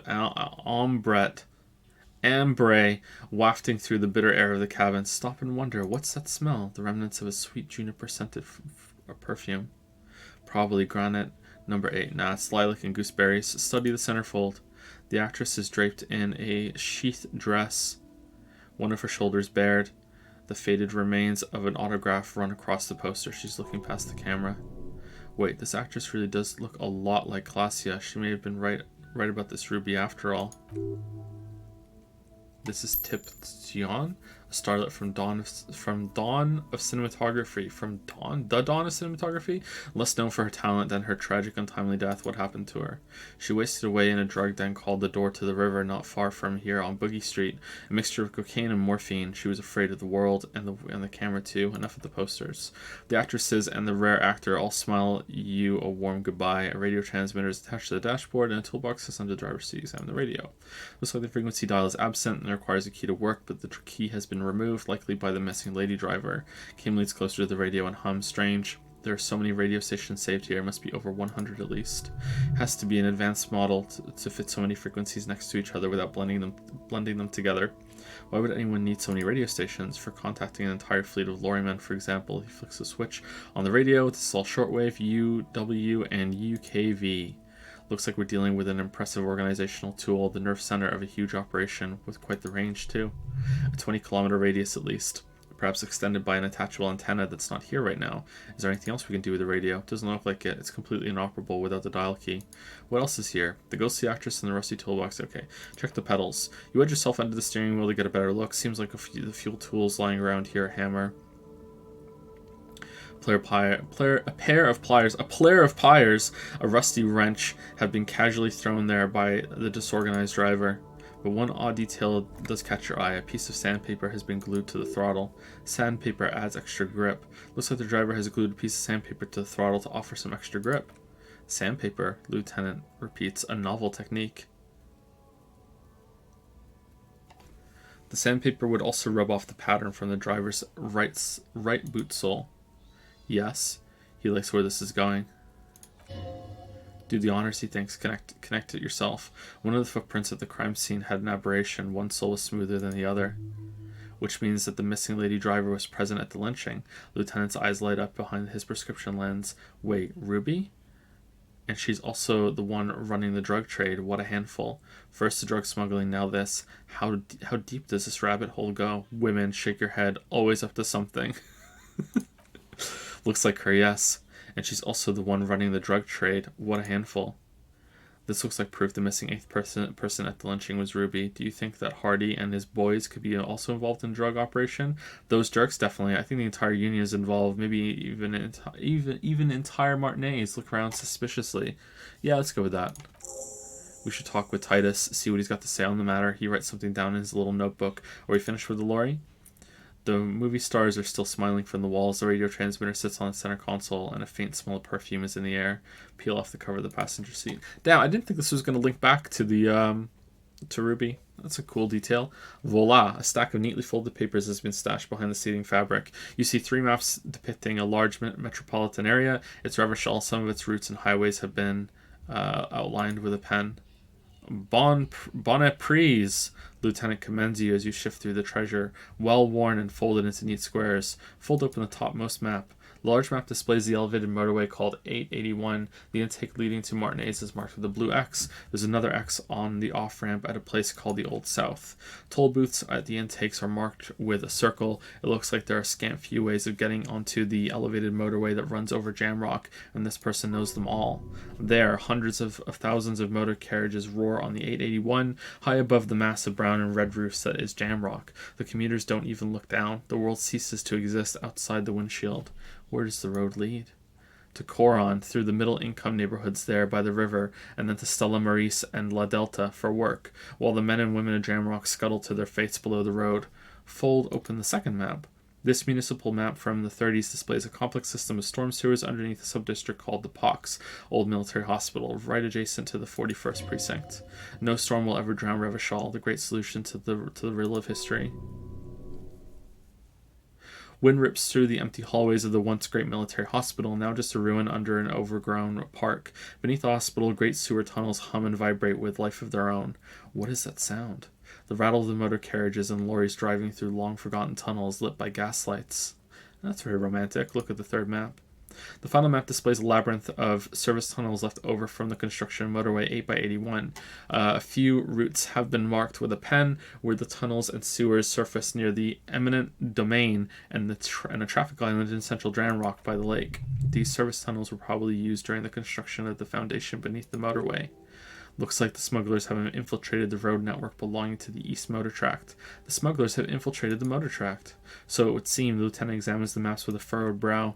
The RCM patrols most of these auxiliary roads, though apparently not all of them. Where does the contraband end up? Hard to say. This distribution network looks certainly large, yet still vague enough. It doesn't reveal much about the Besmerti behind it. Besmerti? That sounds vaguely familiar.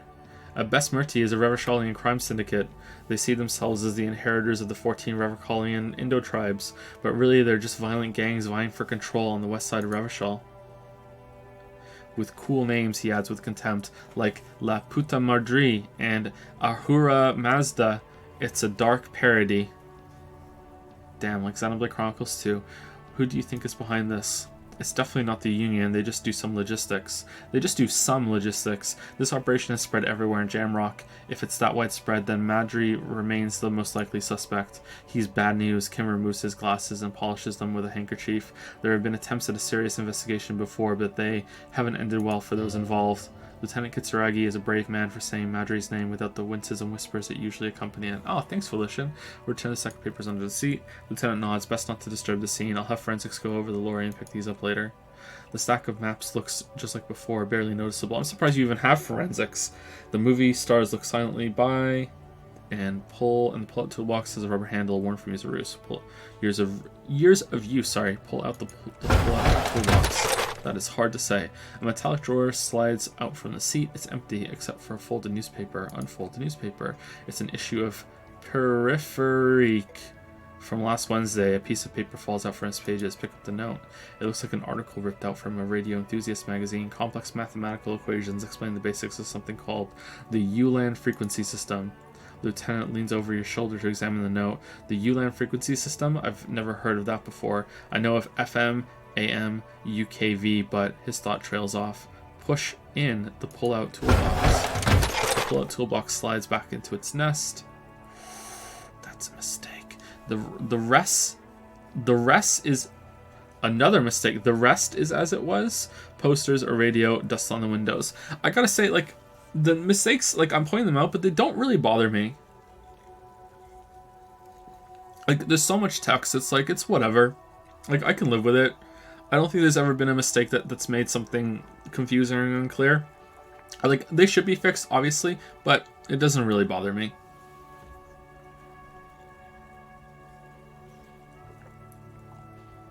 Close the door. You close the rusty old lorry door. Great, I think we got everything. A word detective, he steps away from the lorry before you return to Joyce.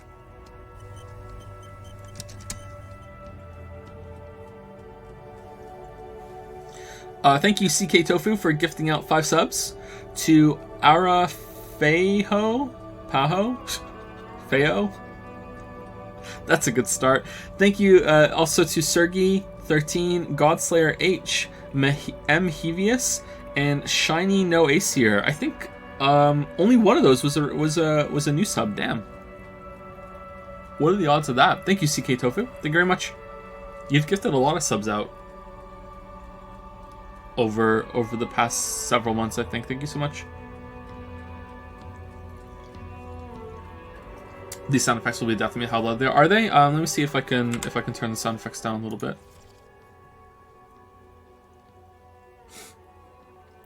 Nope. All right. All right, we've finished here. Let's quickly debrief and go over what we found, so we don't do it in front of the company rep. Seems like something police would do. What do you think of all this, Kim? Honestly, I'm quite worried by what we've seen so far. The evidence seems to point to a rather extensive and well-organized operation. I'm especially intrigued by that radio transmitter, particularly the sheer number of stations it can connect. Looks like this alleged drug trade casts a wide net. This means it's well-funded. Technology like that, a major player must be financing it. I'm not sure what the ULAN frequencies are all about, but they may hold some significance. Perhaps it's a better way to connect between fleets while avoiding frequency bleed, or maybe it's used to tap into RCM networks. Oh, and the maps we found, they reveal the geographical extent of the operation. Looks like they've used abandoned tunnels and access roads to stay hidden. This is useful info. And last but not least, it looks like the Hardy Boys knew this driver, as we know she was present at the lynching. This may be the Union connection we've been searching for. The probe and the case converged, he thinks. This was quite the find. Classia might have been right about Ruby. She looks awfully lot like one of... Okay, that's a little confusing. I think that's a mistake. An awfully lot like? Yeah. Perhaps you're right. He stops to think. This is one connection I find a little dubious, to be honest. I prefer not to profile people's emotions. Perhaps it's because I'm not very good at it, but still. Aww. Actually, it's not bad at all. Yeah, Kim. You know how we feel about you. He just doesn't like flimsy connections, especially of this kind. So it turns out this is connected to the Union.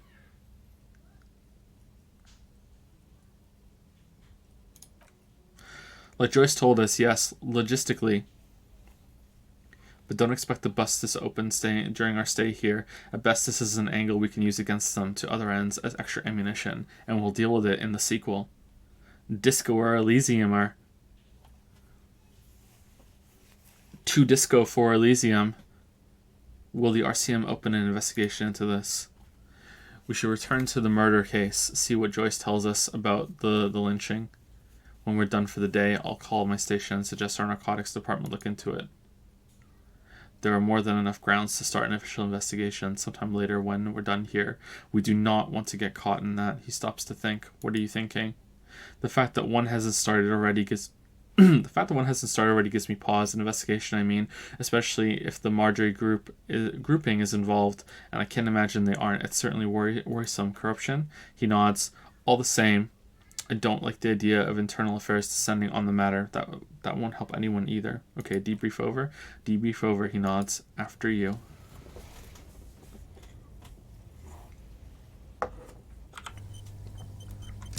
What capo type do you think Kim is? Superstar cop, clearly.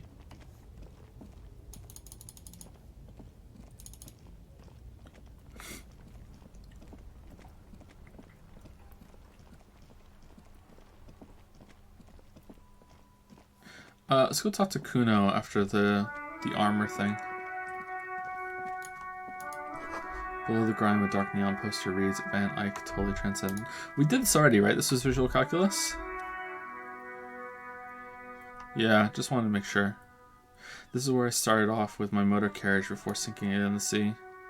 No wonder the cafeteria manager seemed frustrated when he was giving us directions to the yard. Well, he gestures toward the gaping hole in the fence. You did provide us with a very convenient access point to the crime scene. Nice. All part of the plan.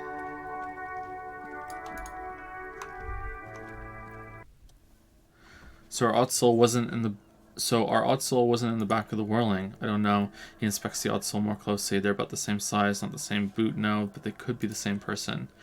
It still doesn't rule out Ruby. People change shoes after all, but this isn't an argument for her guilt either. No horizontal boot prints. Whoever walked in the Whirling's pinball workshop didn't walk here.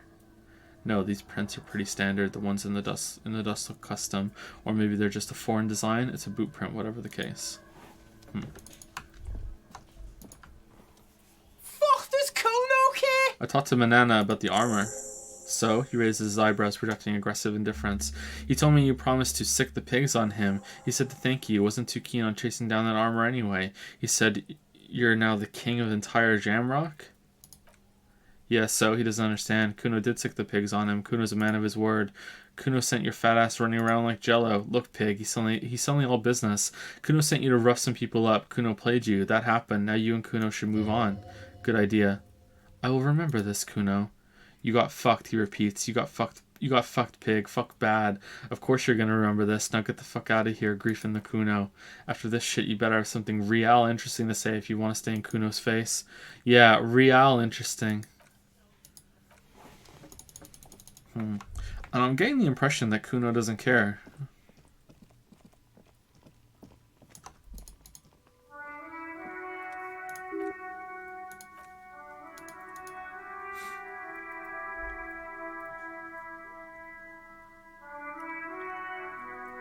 Or does he? That's true. Maybe he does care.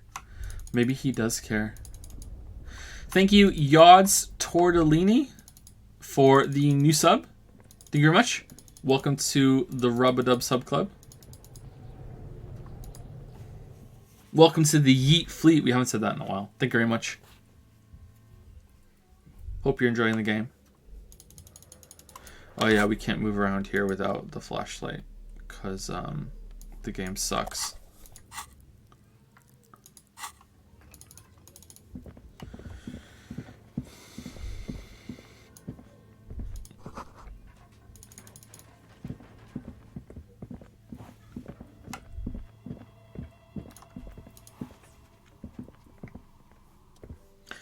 I think I found the actual source of the curse. You mean the curse that I'm spared of because I live outside its immediate reach? Yes, well, about that. It's a bit more complicated than I first thought it would be. I'm listening. She leans back in her chair. arms crossed across her chest.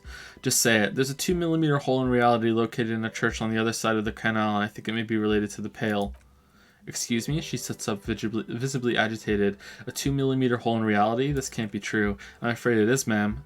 Suna Lukanen Kilda, the former lead programmer of Fortress Accident, made the discovery. Suna's involved in this. She appears to take this in while the chatter from her headphones continues unabated. So it's even worse than I thought. It's not just the commercial area that's cursed, it's the entire world. She looks outside the window where daylight has filled the yard. What? No, I wouldn't go as far as to say that the entire world is doomed. Don't worry about it. You've been doing fine so far. I'm sure it's nothing. Just Martinez? She gives you a rueful smile and takes a look around. In any case, thank you for stopping by. It's good to have an answer, even if I can't claim to understand it fully. Nice. That was worth 10 XP. Almost as much as one conceptualization check.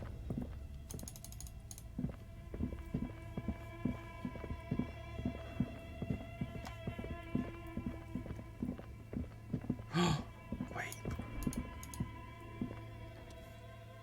Physical instrument. It's time. It's time. We get another chance. Physical instrument.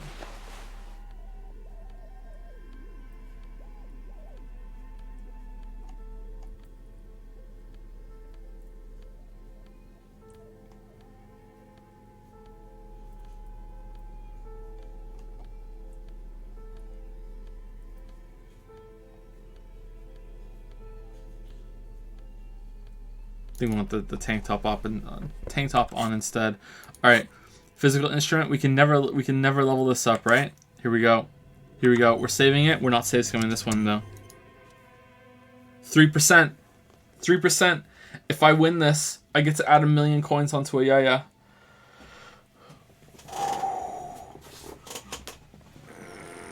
Oh.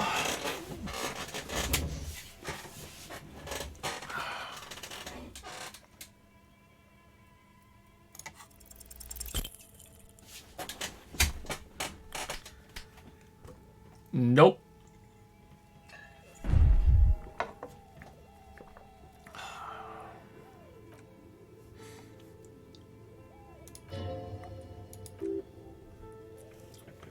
Maybe it wasn't such a good idea to smash through the back door. Fuck you, you stupid barbell. Weightlifting was never my favorite either. Lieutenant is obviously handling you. At the station gym, I mean, I prefer running. It clears your head. Lieutenant steps away from the barbell, letting you recover in peace. Do you work in that chair, Joe? I lose my fucking mind. Yeah, I don't. I want a new chair. Yeah.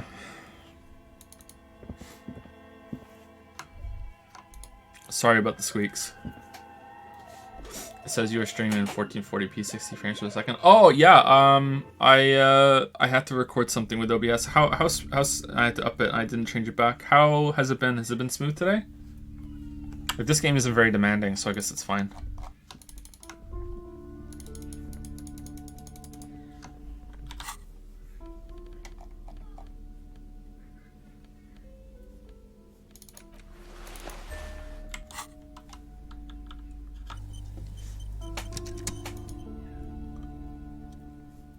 Esteemed officer, and welcome to Crime, Romance, and Biographies of Famous People. This Dick Mullen book fell apart before I got to the end. Do you have another copy? I'm very sorry, sir. Some of these old paperbacks just don't have the durability. I'd be happy to sell you another one, but unfortunately it's the last copy we had in stock. Alright, give me my money back then. Where's my money? Give me my money back. Placence, I have something to tell you. I've found the actual source of the doom. What do you mean the actual source? She clutches her pendant anxiously. I thought this issue was resolved. My investigation has led me to discover a 2mm entropinetic hole in reality. That's the source of doom, both in the commercial area and in Martinez. A what? A tiny hole in reality. It may be connected with Pale, an origin point of sorts. It would explain why historically so many things have ended in failure here in Martinez. Ma'am, what he's telling is true. What he's telling is true. Telling you is true. We found an entropinetic anomaly in the small Pinewood church down the coast. I don't mean to be an alarmist, and more research is needed, but it's not looking good. But that's not any of my ancient texts. How am I supposed to protect my bookstore from that? Tell her the truth. It's out of her hands. You can't protect it, not against Pale. Close up the shop and try to get as far away from this thing as possible. You can protect it with hope. With hope. By refusing to give up. That's what people have done in the past, by building a church, a place of worship around this thing. You're right, officer. I mustn't lose faith, especially now that Annette is finally settling in at school and making friends. She looks at her daughter, quietly studying in the corner of the shop. No, we can't just leave. Besides, don't I have some ceolite hope catchers around here somewhere? I must find them. Everything will be alright if I can just find them. Thank you for your help in any case. You're welcome back here anytime.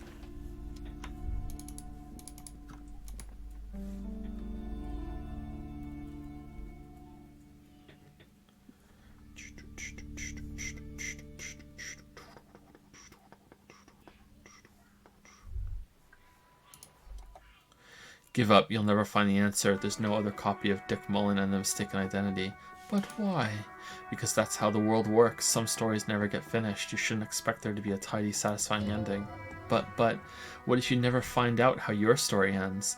There's got to be a way to solve this. There isn't. If only you had more time, more resources, who knows what you could have come up with. Maybe if there had been more money and less speed. Or more speed. Or that, yes, either way, you might have been able to come up with an answer, but not like this. Hang on, you can do this. Use your imagination. You know who the suspects are, just make it up.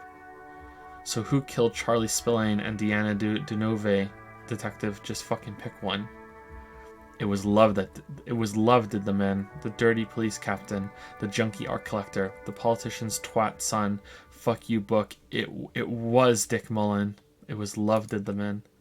Sure, yes, they died of an overabundance of love. Just loved each other to death, couldn't get enough love, and now they're dead.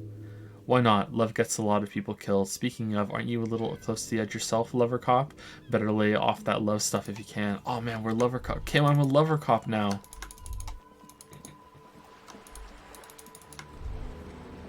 I turned myself into a lover cop. A message has been carved on the wall. Trans Nation, Ike Nation. Actions of the wood barely visible. Remember the rest is lost to time. Oh, now we're never gonna remember.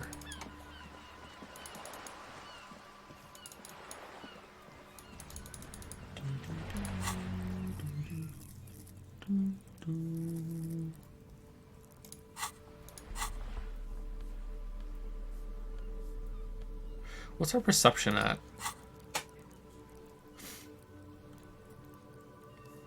Is that including clothes? I feel like I'm gonna sneeze again.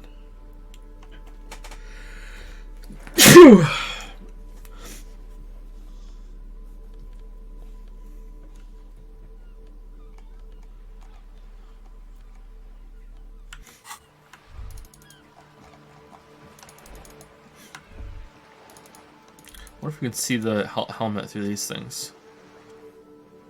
Poor little viewer, pat it.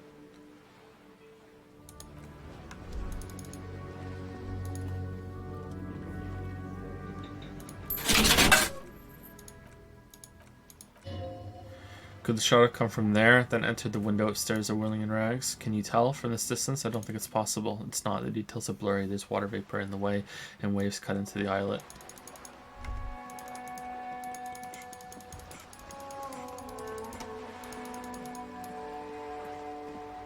Close to being done. I think as long as there's not one more, like another big area to go through, I think we can be done this week.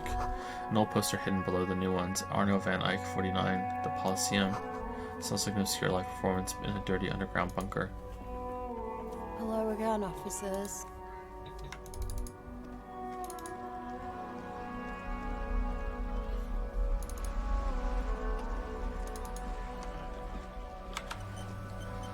Hey, Joyce. You're back. Good. What can I help you with? I spoke with the lorryman around about the roundabout. Yes, my eyes on the harbor have sent word to that effect. What have you discovered? Wait, where exactly are these eyes located? It doesn't really matter, and I do apologize for the surveillance. Wild Pines can't afford to be blind at a time like this. One of the tall buildings overlooking the roundabout, most likely, that would give them a read on the entire quarter. In any case, it's a relief to know someone has looked into it. If I may ask, will there be an official investigation? I assume you discovered there is an operation. The lieutenant is about to interject. Cut him off. This decision should be yours. Let the lieutenant handle it.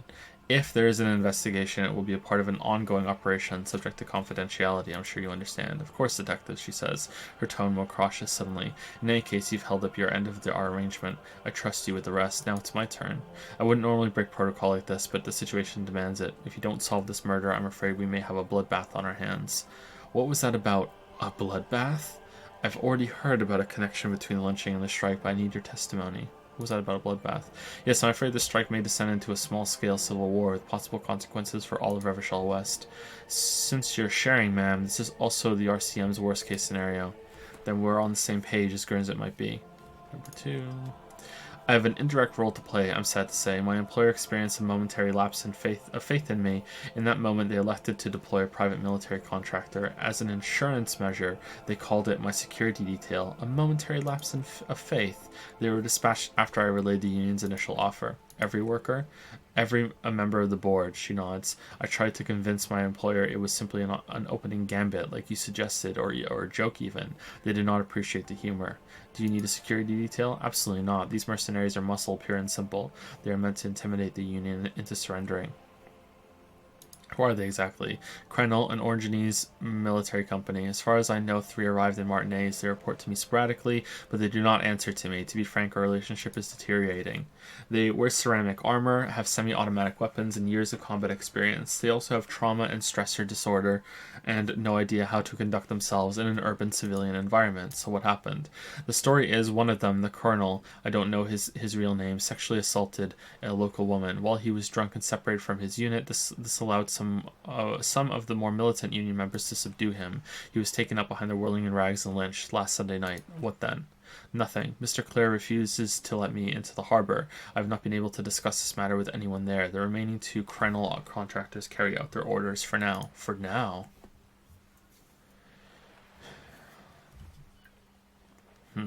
It's a smokescreen. In secret, they are conducting an independent military tribunal into the lynching. Once this investigation is concluded, executions will follow.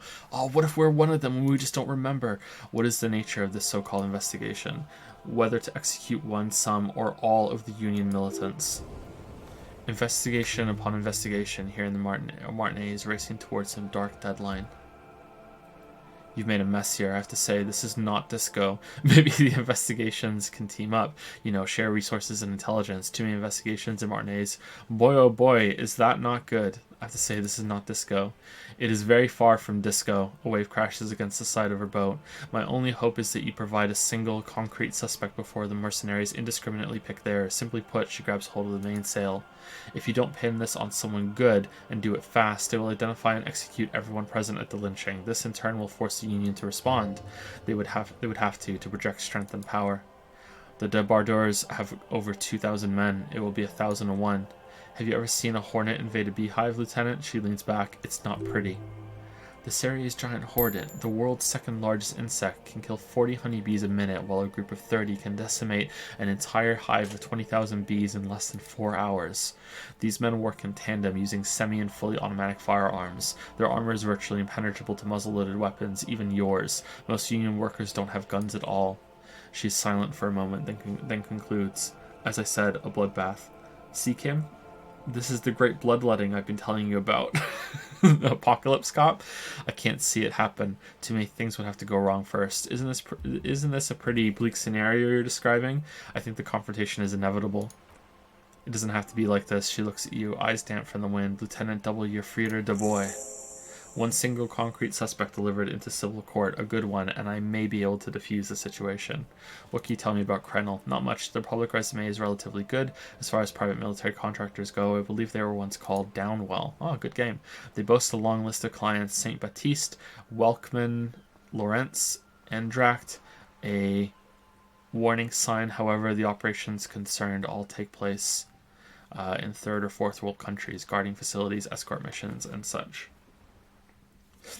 Finn and I played Downwell a long time ago, and it was one of the first games he ever played, and he would be scared of the jellyfish, and he would shout, "Daddy, jellyfish, jellyfish, jellyfish!"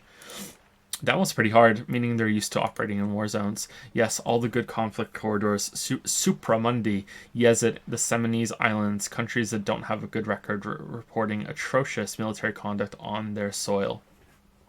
Sounds like maybe the colonel went a different went a little native during the course of his duties. I wouldn't go as far as to use that term, detective. It's the expression she objects to. What, going native? Yes.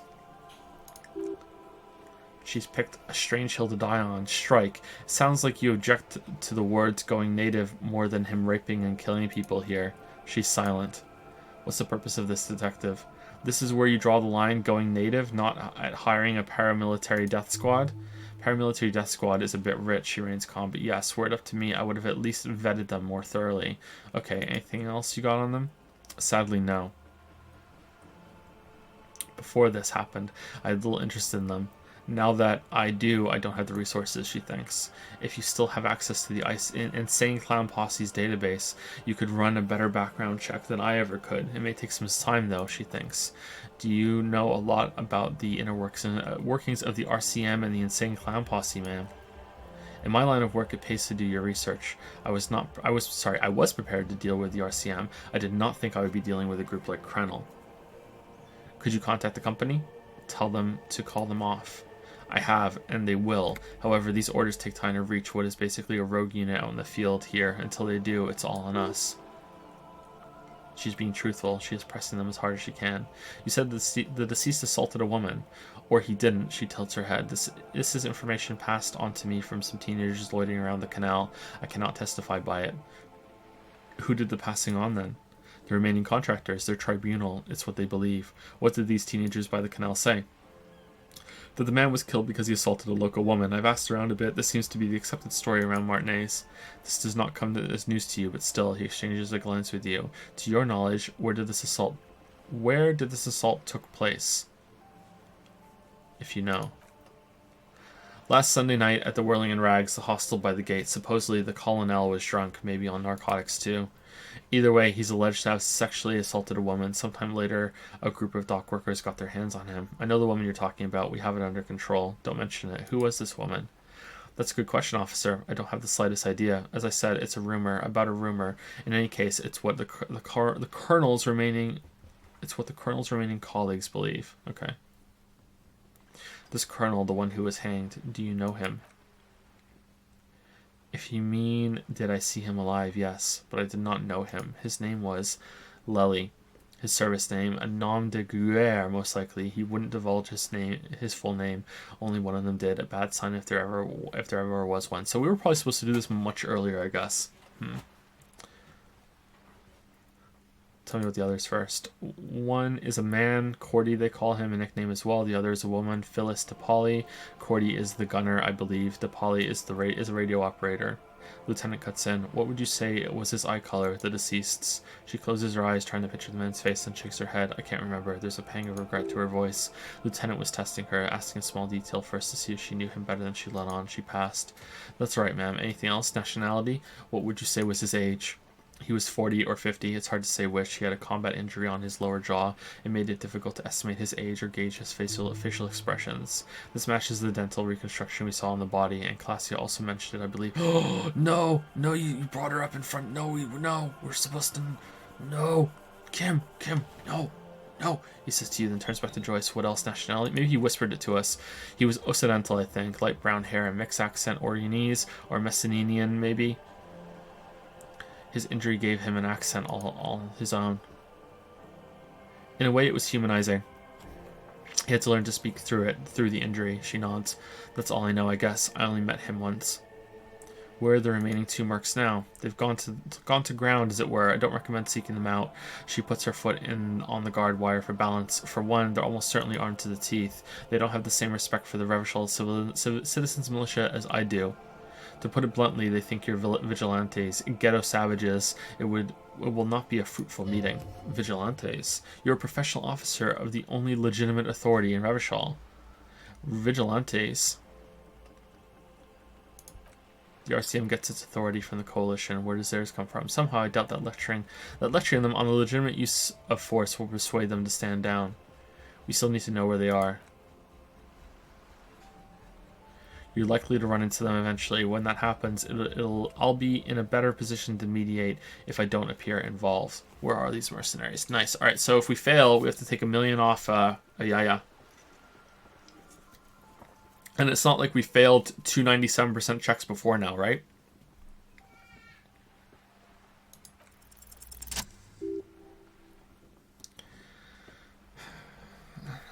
little too close. One is obviously the scab leader at the harbor gates, the one chanting the idiotic slogans. He's barely maintaining his disguise. The other has a vantage point in a building south of the roundabout. They were keeping tabs on you while you were canvassing the lorry drivers. One must be the goon in ill-fitting work clothes by the harbor gates, the scab leader. That may be so. She is poised and unperturbed. I still hope you heed my advice. There's no need to kick the hornet's nest. For all your talk of averting this catastrophe, the situation at the gates is a powder keg. This does not bother you. Of course it bothers me, Lieutenant, but my hands are tied.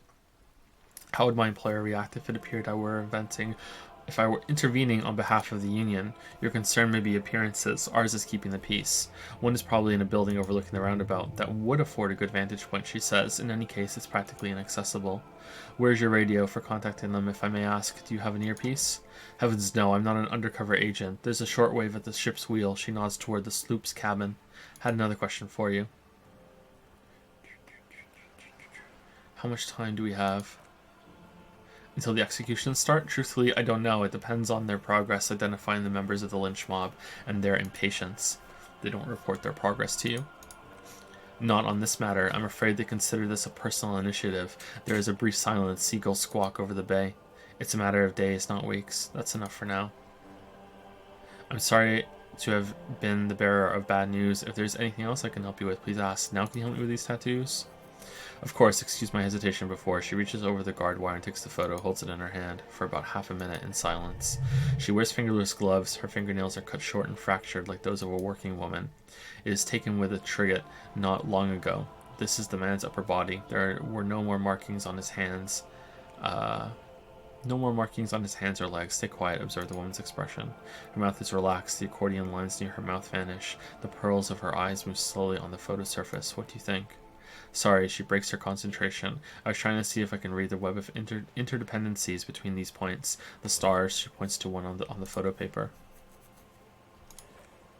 I can't, but that's how you read the story. The points themselves don't have letters, numbers, anything. Their size, location on the body, and distance from each other tells you what they represent, like blooms in a pattern.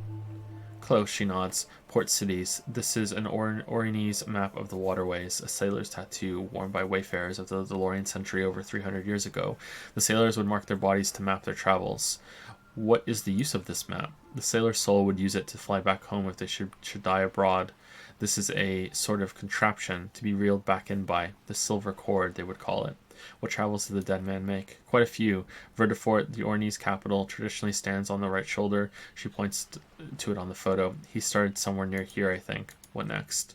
Then he made his way to the Preto Grande through what I think must be Stad's Canal, an artificial channel through the Occident. From the Preto he sailed to the Insulindic Ocean. First the Seminoles Islands, then this. She points to his heart. Revachol, she says. Those are the two constants, Verdefort on the shoulder and Revachol in the heart. They started the tradition of these maps right after the discovery of the Insulindi at the dawn of the Interinsulary Age. The old world passing by the new world already here. You said you can't read it. I can't. This man was no sailor, and these are no ports. I can understand geographic fragments, but not their meaning. Somewhere in an office lit by a single green desk lamp, Captain Platomeos Mayonnaise Price, 58, bald and bespectacled, is writing in a ledger on his desk. Rows and rows of days and weeks, laconic remarks in a single column. Patrol case vacation injured. In Martinet is looking into Krenel. He writes in one. Then the man puts down his pen and rubs his temples with both hands. Outside there is a siren, distant gunshots on the streets of the Jamrock Quarter. This man is no brother of mine, but this is his service history. That makes sense to me. We have no more use for a map of the waterways, just like we don't need sailors the way we used to. This is what the custom would morph into on the Occident, mercenary tattoos. For all the boys looking for adventure, a blood spatter on the seas. Who could tell me more? His platoon members, the other contractors, so I do not suggest you go and show them that picture. This man was their friend and comrade.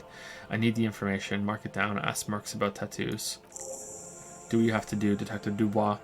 I don't think deciphering that tattoo should come before public security, but if you should wait until the mob to find out, I couldn't stop you.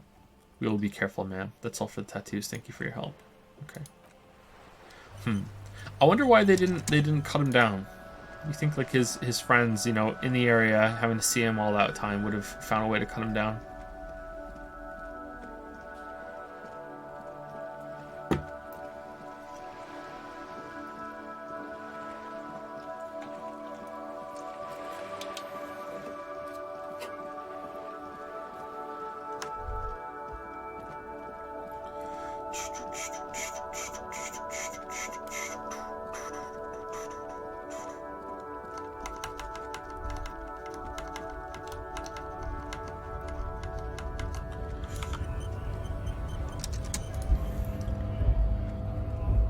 Right to work! Right to work! Shame on you! I think you may be able to help me decipher some tattoos. Take out the picture. Don't think so, he grunts, barely glancing at it. Suddenly, this feels like a really, really bad idea. They were on the body of the man who was hanged behind the cafeteria there. Give him the photo. It was your colonel. Give him the photo. We're investigating a murder. These tattoos were on the victim's body. Give him the photo. Yes, of course, forget about it. Let's discuss something else. It was on your colonel. Give him the photo. Wordless, he takes the photo and looks at it. Gray eyes dart back and forth on the glossy surface. His face is unmoving. Hard as stone, but beneath it, you see dead flesh and colorful rivers of polychrome, melting skin and hair. After a while, he cranes his head side to side and sighs. Fucking loincloths really did him in. Loincloths? Yeah, can you tell me what the tattoo means? What it means, he points to one tiny star in the web of lines away from the man's heart, almost on his stomach, in what must have been Semenine. I can tell you what this one means. Only one. He squints at it. It's so small. You want to hear what happened here? Yes. Our colonel is deep in the bush here. Deep in the fucking bush. In Bainatail? 41. Monsoon season. He's on a reconnaissance mission. Bainatail is one of the inhabited islands of the Semenese archipelago near the Pale, covered in jungle. It was anchor point for the Semenese nationalists in the proxy war held on the islanders' territory. He spent a month behind enemy lines scouting kipped villages. Nothing but fucking bugs and snakes for fun. Men are getting restless. There's talk of switching employers. He licks his lips as if drunk suddenly. With some strange emotion. This is about to get really graphic. Last moment to back off. Don't interrupt him. Actually, no. Take the photo back. You knew him, right? Don't interrupt him. Hear it. Our boy, he's only a captain then, but he knows how these men think. If they don't see action soon, his voice gets strangely quiet a long, long way from right to work. His gaze pierces the paper. At dawn, he comes upon two kips breeding in the bushes by the river. Or maybe they weren't breeding. Maybe they were just making eyes at each other. I like to think they were breeding. We shot the boy. He was useless. But the girl, she was nice. A little fat, you know, but not too old. Say nothing. She was quite the entertainment for the week she lasted. Expired in the hands of Sarge Mason, the kind of guy who'd make chief there. He nods toward the man on the gates, shit his pants and cry like a bitch. God, he suddenly bursts out laughing. Mason couldn't let go. Cut the tits off her cold body and fucking ate them. Said primitive spirits were watching over him now. What the fuck? Suddenly the laughter stops, drowned in a creak a week later. Spirits my ass. There's a word on the tip of your tongue. Colorless, odorless, it's evil. You bet it was. What is evil? It's just nature. This guy, he points at the picture, used to say evil is when nature and spirit meet in the wrong place. You were there? No, I was somewhere else. That's just a guess as to what this one little star on his belly might mean. I'm just a bouncer. You're not really a scab leader, are you? Fucking mask is getting sweaty. I want to take my mask off, but he shrugs. He's under orders, and orders are orders. You can have that. Conclude. Nah, you've earned it. He turns toward the gate slowly and yells, all right now. Free commerce. Keep the goods flowing. On the photo in your hands, the dead man's skin is studded with stars. Tens, hundreds of them, littering his dead skin. Alright, so let's save it just in case this kills us. Free flow of commerce, the man yells. Okay, so he's not taking it. Say very quietly, is there a tribunal being convened by any chance? Fucking bug, he breathes out slowly, his giant chest deflating and his mouth slightly open. You hear a tiny rattle, a small radio cracking somewhere, an earpiece? I'm going to interpret that as a yes, there's a tribunal, and it won't be long until it's ready. How about you fuck off now, huh? Okay, of course, the lieutenant says, his voice is soothing calm. He looks at you. There could be weapons aiming at us right now, somewhere above in the buildings. The other merc, don't push this. He's thinking, this is not the time. Alright. Cool. Okay, so what else do we have to do? We can go and talk to Titus. Special Bourse while we're inside. Murder weapon. Wow, we knocked out quite a bit today. And we might want to go and talk to Everett about our gun, because I don't see another way of getting that right now. Map wall, sleeping dock worker. Sleeping dock worker? I remember that one. Bar door, we can't get that down. Barbell, mirror.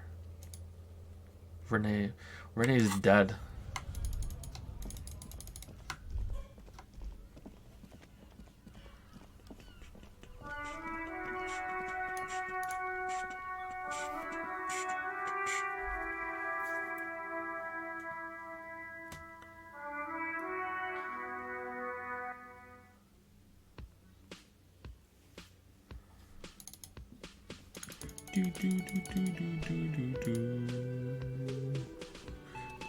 Hello, dear. It's good to see a familiar face. The elderly woman smiles up at you, hopefully. I restocked the empty trap. Where's Moral? Thank you for doing that, dear. She manages to smile for you. Her smile is weary. Her earlier ebullience has left her. Is Moral dead? Moral still isn't feeling well. I convinced him to stay at Gary's to get some rest. She looks down at her hands. I'm afraid the cold has really gotten to him. Only the hardcore players left, huh? It's probably for the best. It's awfully cold out there in those reeds. He gives up and I'm running around? Only the hardcore players left, huh? Yes, she smiles a cautious smile. Field work is a young person's game, as they say. Her voice is shaky. What is going on here? So, who's going to check the traps? Mora will eventually, or we'll talk Gary into going back out, perhaps. Lieutenant stares at his shoe, caked in mud. He doesn't say anything. Something tells me it's up to me again. We'll take care of it. Take it on. Once more into the breach, then. That really is too much, sweetie. Thank you for your dedication, but I can see you're coming down with a cough yourself. Very strange. Why is she not letting you do this? It's like she's given up. Lena, what's wrong? You seem different. Different how? The half moons of her glasses reflect you. She looks up at you. Answering a question with a question, for example. Defensive isn't her usual style. You're on the back foot. You've given up on the phasmid. You're not telling me the whole story. You're on the back foot. I'm in doubt, sweetie, that's all. Everyone is, now and then. You're in doubt about what? It's a strange feeling. She looks down, biting her lower lip. I haven't really told this to anyone, but you are a police officer. And when a police officer asks, you must answer. Do you ever wonder if some lovely story from your childhood is just that, a story or a dream? Hunching her shoulders now. She seems even smaller than she is, like a sad young girl. Seeing the Insulidian phasmid was just a story I used to tell people. I didn't really think about whether it was real or not. But Moral told me you'd seen it. You also told me. Moral's so proud of it. He always tells everyone. A terrible sting in heart. Regret. Are you saying you made it up? You seem to really believe it happened. Doesn't that count for something? No, sweetie, she shakes her head. There's more to it than that. Moral was so eager to believe my story was evidence of the phasmid's existence, that I'm some queen of the cryptozoologists, that for years his belief made me believe too. But now we're both getting old and he's still working himself sick out in those reeds looking for it. She shakes her head, still unable to meet your eyes. But what if I was just wrong? I think I was. The lieutenant opens his notebook but doesn't write anything. He's hiding these things. He's hiding. These things are tough on him. Matters of love, not violence or deceit. First, tell her her marriage hasn't been a lie.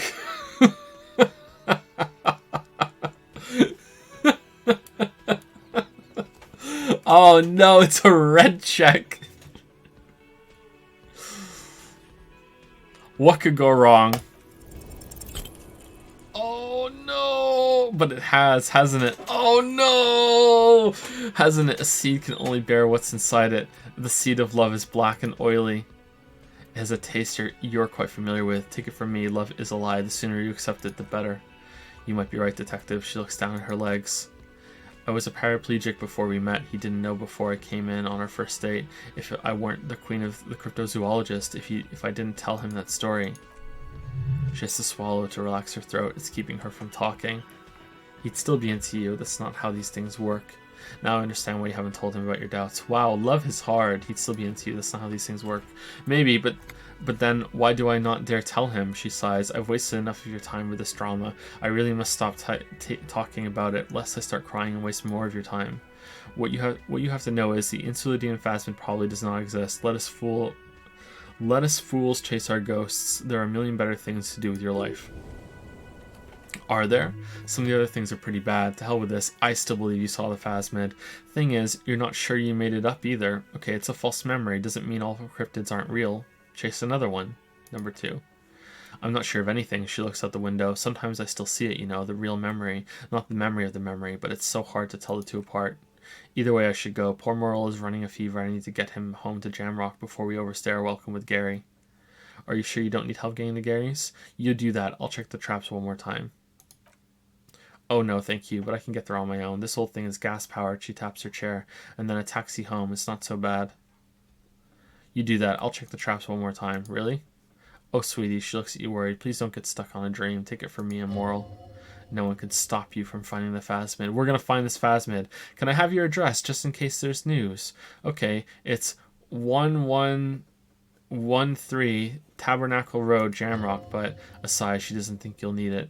Be careful out there, Lena. It's been a pleasure, ma'am. The rest of it is pretty grim. Thanks for bringing some light. It's been a pleasure, ma'am. Likewise, sweetie. She flicks the switch on her chair and the engine turns on with a whirling in rags. Thank you for everything, truly. Even though it turned out to be the sentence remains unfinished. A waste of time, a dream, a lie. A fool's hope, say her lips moving in silence. Like that, she drives off. The gas...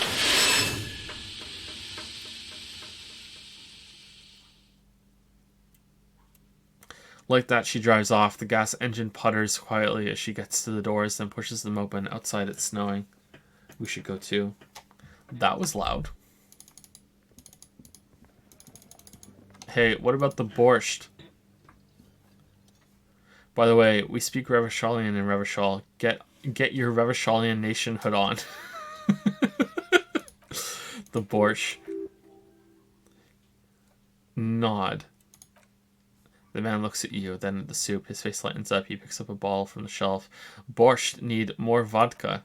Okay, so it's vodka that keeps the men happy and in good spirits. You know, it's a clever move by the Union. Of course, vodka. Now that makes a very, very special borscht indeed. Turn it up and then ask for some yourself. Turning it up seems like a dangerous idea, honestly. The place is a powder keg. No vodka. Turn your fingers counterclockwise. Cut it. The cook gives you a long, disappointed look, then turns the stove off and seems to wait for you to speak. Okay, we did it. We did it. I thought we did it already. Just dragged her away, huh? Stone cold. Didn't think you had it in you. I didn't have what in me to arrest her?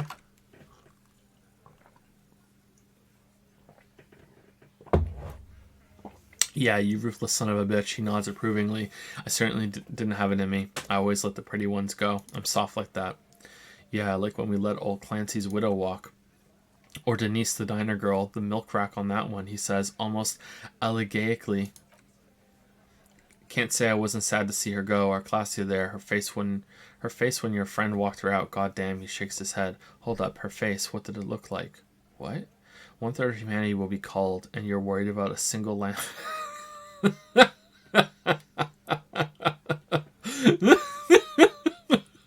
Oh, maybe we should have went apocalyptic cop. God damn. Fuck with the sun boy, point to yourself, get burnt. That was the normal thing to do. She was a flight risk. I'm a cop. Oh my god, she had a sad face. I'm so sorry I made her sad. Hold up, her face would look like she was walking to the gallows. He avoided looking her straight in the eye. You would have too. That was the normal thing to do. She was a flight risk. I'm a cop. Yes, normal. He seems to be thinking. Nothing to do about it now, I guess. I just hope she can game her way through the system and come out the other way. Don't think I forgot how I specifically let you know how I felt about her arrest either, he says, shaking his head. Now what do you want? Guess what? I've connected you to the local drug trade. I talked to Joyce, the merc you hanged. His friends are coming for you. Okay, I talked to Classia. Now I need to talk to Ruby. Why? He leans back and regards you with curiosity. Because she's your real leader. I'm going to level with you. She's the next link in the chain that leads me to Lely's killer. I have seen her in a laudanum-induced delirium. The paranormal instinct whispers her name into my ear. Look, I need to pin this on someone, and I've decided to pin this on her. I suspect she killed the victim, that's why. A civil war is brewing, and the only way to prevent it is to solve the murder. That means talking to Ruby. She's a suspect in another case I'm investigating, a drug smuggling. Let's go with number 6. Sounds like you want to push the steaming pile of shit on anyone, and now you've picked Ruby. Well, not on my watch you won't. Ruby's one of us. We're not going to throw her under your moral intern steamroller. Fuck that shit. And fuck you too, moral fog. He throws a glance at Titus at the last syllable. As the last syllable leaves his lips, the big guy sighs. Ruby is missing. If you hide from the police in a murder investigation, you become a suspect. You know how it works, guys. That's nothing. That's just legalese. You don't even have a sound theory, not even a game theory. He crosses his arms. I don't want to be rude, but we're trying to get some R&R here. I think you can fuck off now. I think we'll keep sticking around, Titus. You'll be surprised at how quickly a theory presents itself if you keep looking. Logic, impossible. Present a solid theory about why Ruby could have done it. Guess what? I've connected... Okay, 97. 97! How could we possibly fail?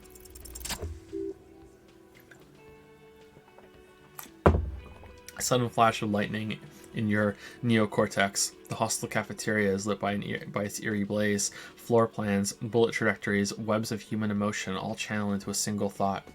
Why are so sure Ruby didn't off him? Because she was here all night with us. He's cobbling together shit so he can put her away. It's Cop 101. She was here all night? The lieutenant ignores the tattooed man. 11:30 to 12:25. She was here during all that time? Yeah, with us drinking. Near the stage there. He points to the karaoke stage. She didn't go to the toilet. She didn't go to the bar for a drink. She didn't go out for fresh air for one smoke. She didn't go to the toilet. No, that's a lie. You know that's not the case. In the whole 45-minute window, she was with you all the time. Alright, she took a fucking leak, okay? For one moment, maybe one out too. She has a complex operation to run from her lorry. He points to the intersection. She's a busy girl, always has been. You know this already, it all fits together. Ruby, the missing Hardy, was present at the hanging and running the drug trade. Just because she was gone for 5 minutes doesn't mean she magically got to the roof and shot the merc. He taps on his temple. I've been through this. It's not plausible. Alright, we're in. We got Ruby unaccounted for sometime during the window. That was crucial. Now let's place her on that roof. You do agree the shot came from the roof, right? A skilled Sambo artist could have climbed the outer wall like a spider. There's a secret route in the kitchen that leads straight to the roof. Have you noticed the winch up back on the outer wall of the whirling? Secret route. How? He looks sincerely curious. Through what looks like an abandoned pinball workshop.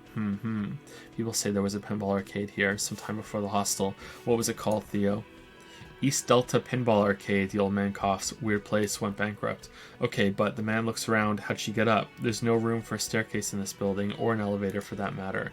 The elevator is outside the building. It's an old dumbwaiter used for moving pinball machines up and down from the workshop. Good one, Kim. From there...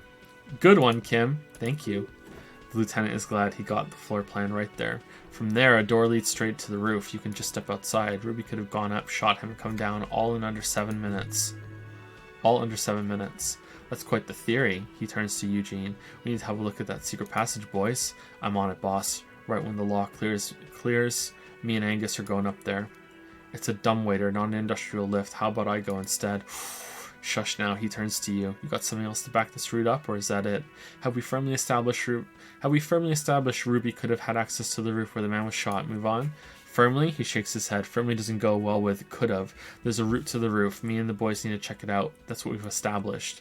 But a route, he forms a gun with his hand. Does not put a bullet in his head. A gun does that, and Ruby doesn't carry one. Phase 2, murder weapon. Get a gun in her hand. If not that, then at least a shadow of a doubt in the shape of a gun. Just don't contradict yourself. If it doesn't sound like Ruby did it, maybe keep it to yourself. Guys, this is Revachol. Anyone could get a gun around here. Anyone. I've analyzed the bullet that killed him. It was jacketed. There's a small 28% chance that the shot came from beyond the roof. Show them the antique rifle. There are weapons like this just lying around in Martinez. The local pawn shop sold my lost gun to a woman. Maybe it was her. 5 seems alright.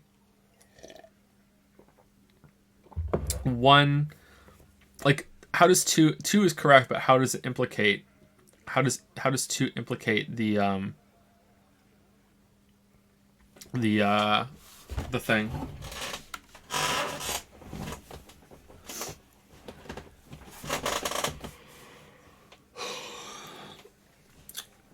Joe, you sold your gun after... Oh, no, our gun didn't kill him. It's not even the right kind of gun. I'm just saying we're trying to present a plausible idea to him. So 5 could work for that.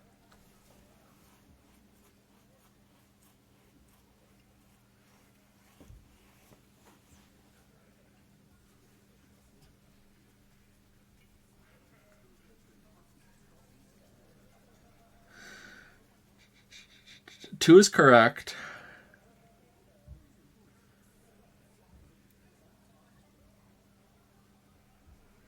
But I don't think it implicates. 3 is wrong, so it's 1 or 4. 4 seems strong. 4 is just basically a stronger version than 1, right? Let's go 4. That looks antique. A Belmar grave. He takes the gun and inspects it and hands it back to you. It's inoperable. Where'd you get it? There's a cellar under the bookshop. It was hidden there with others just like it. 20, maybe 30 rifles, Titus. Also broken, but still, there were too many. And there must be other caches, too. God damn it, we need to close the dump down for good. Okay, I see your point. There are guns lying around. He shakes his head. Damn it, I thought we'd found all the old spots. Why was that still there? We just missed one. Ruby doesn't know this place, boss. Just these cops digging up shit. Guys, this is Revachol. Anyone can get... Okay, now we're back here again. I didn't say I proved she had the murder weapon. Just that we need to find her. Move on. Alright, cop. He nods. Keep talking. I'll tell you when I've had enough. T, we're not seriously considering it, are we? He almost gets up from his seat. Ruby wouldn't do this. Why would she do something like this? Phase 3 motive, the last component. It's not why did she kill him, it's why did she organize the cover-up. Before I arrested Clashes, she told me some pretty interesting things about Ruby. Maybe it's all part of a leadership challenge against you, Titus. When Clashes came downstairs, Ruby appeared to know that something was wrong. Maybe she killed him because she thought it would curry favor with you. Number 2. Yeah, like what? Apparently she had a thing for classy sex. She wanted sex from her. Let's not get into it. It's needless sensationalism. Number 1. A thing, you mean? He tilts his head to the side and falls silent. Behind his squinting eyes, dominoes are falling fast. It's all beginning to make sense to him now. Yeah, but... The fat man looks up from the table, oblivious. They're both girls. Girls like girls too, Angus, Kim explains. Sometimes. This is one of those times. She liked classy. I know, it's bewildering for me too, but that's what she says. Come on, guys, she hangs out with you meatheads. This cannot come as a surprise. It's supernatural, a reality-breaking event. We just need to accept it. It's scary, yes. She probably went to a university and learned it from a liberal. What Kim said. Fuck you. The man can't believe what he's hearing. First he says she murdered him. Now she's a fog too? It's a lie. Come on, Glenn. She likes Monica's titties more than you do. The Mescus smiles. Everyone knows which way the wind blows there. I did. I knew it. That's why she didn't fuck me at Fatty's birthday party. She didn't fuck you because you're 40 and you still live with your mom, Dennis. Light laughter sounds off in the room. It feels nervous. Classy said she made advances on her, and she thwarted them. Ruby then threatened her and told her to end her relationship with the deceased. This is some sordid shit. The big man rubs his chin. It's also the kind of garbage our Miss Orange puts out to cover her own ass. Sort of, but he doesn't have to know that. She'd tell us right before we arrested her. Dennis is a weeb. She'd tell us right before we arrested her. She told us. Ruby made her scared. And spilled the beans.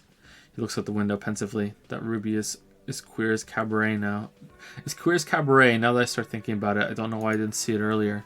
And that's okay. Some are queerer than others. You can still be a hardy. He glances at Glenn. But if you bring your own personal shit into our outfit, if that's the case, then it's not right. He looks at Titus, then Elaine. But it's not the case, right? There are many pieces that fit together that way, Eugene. Face it.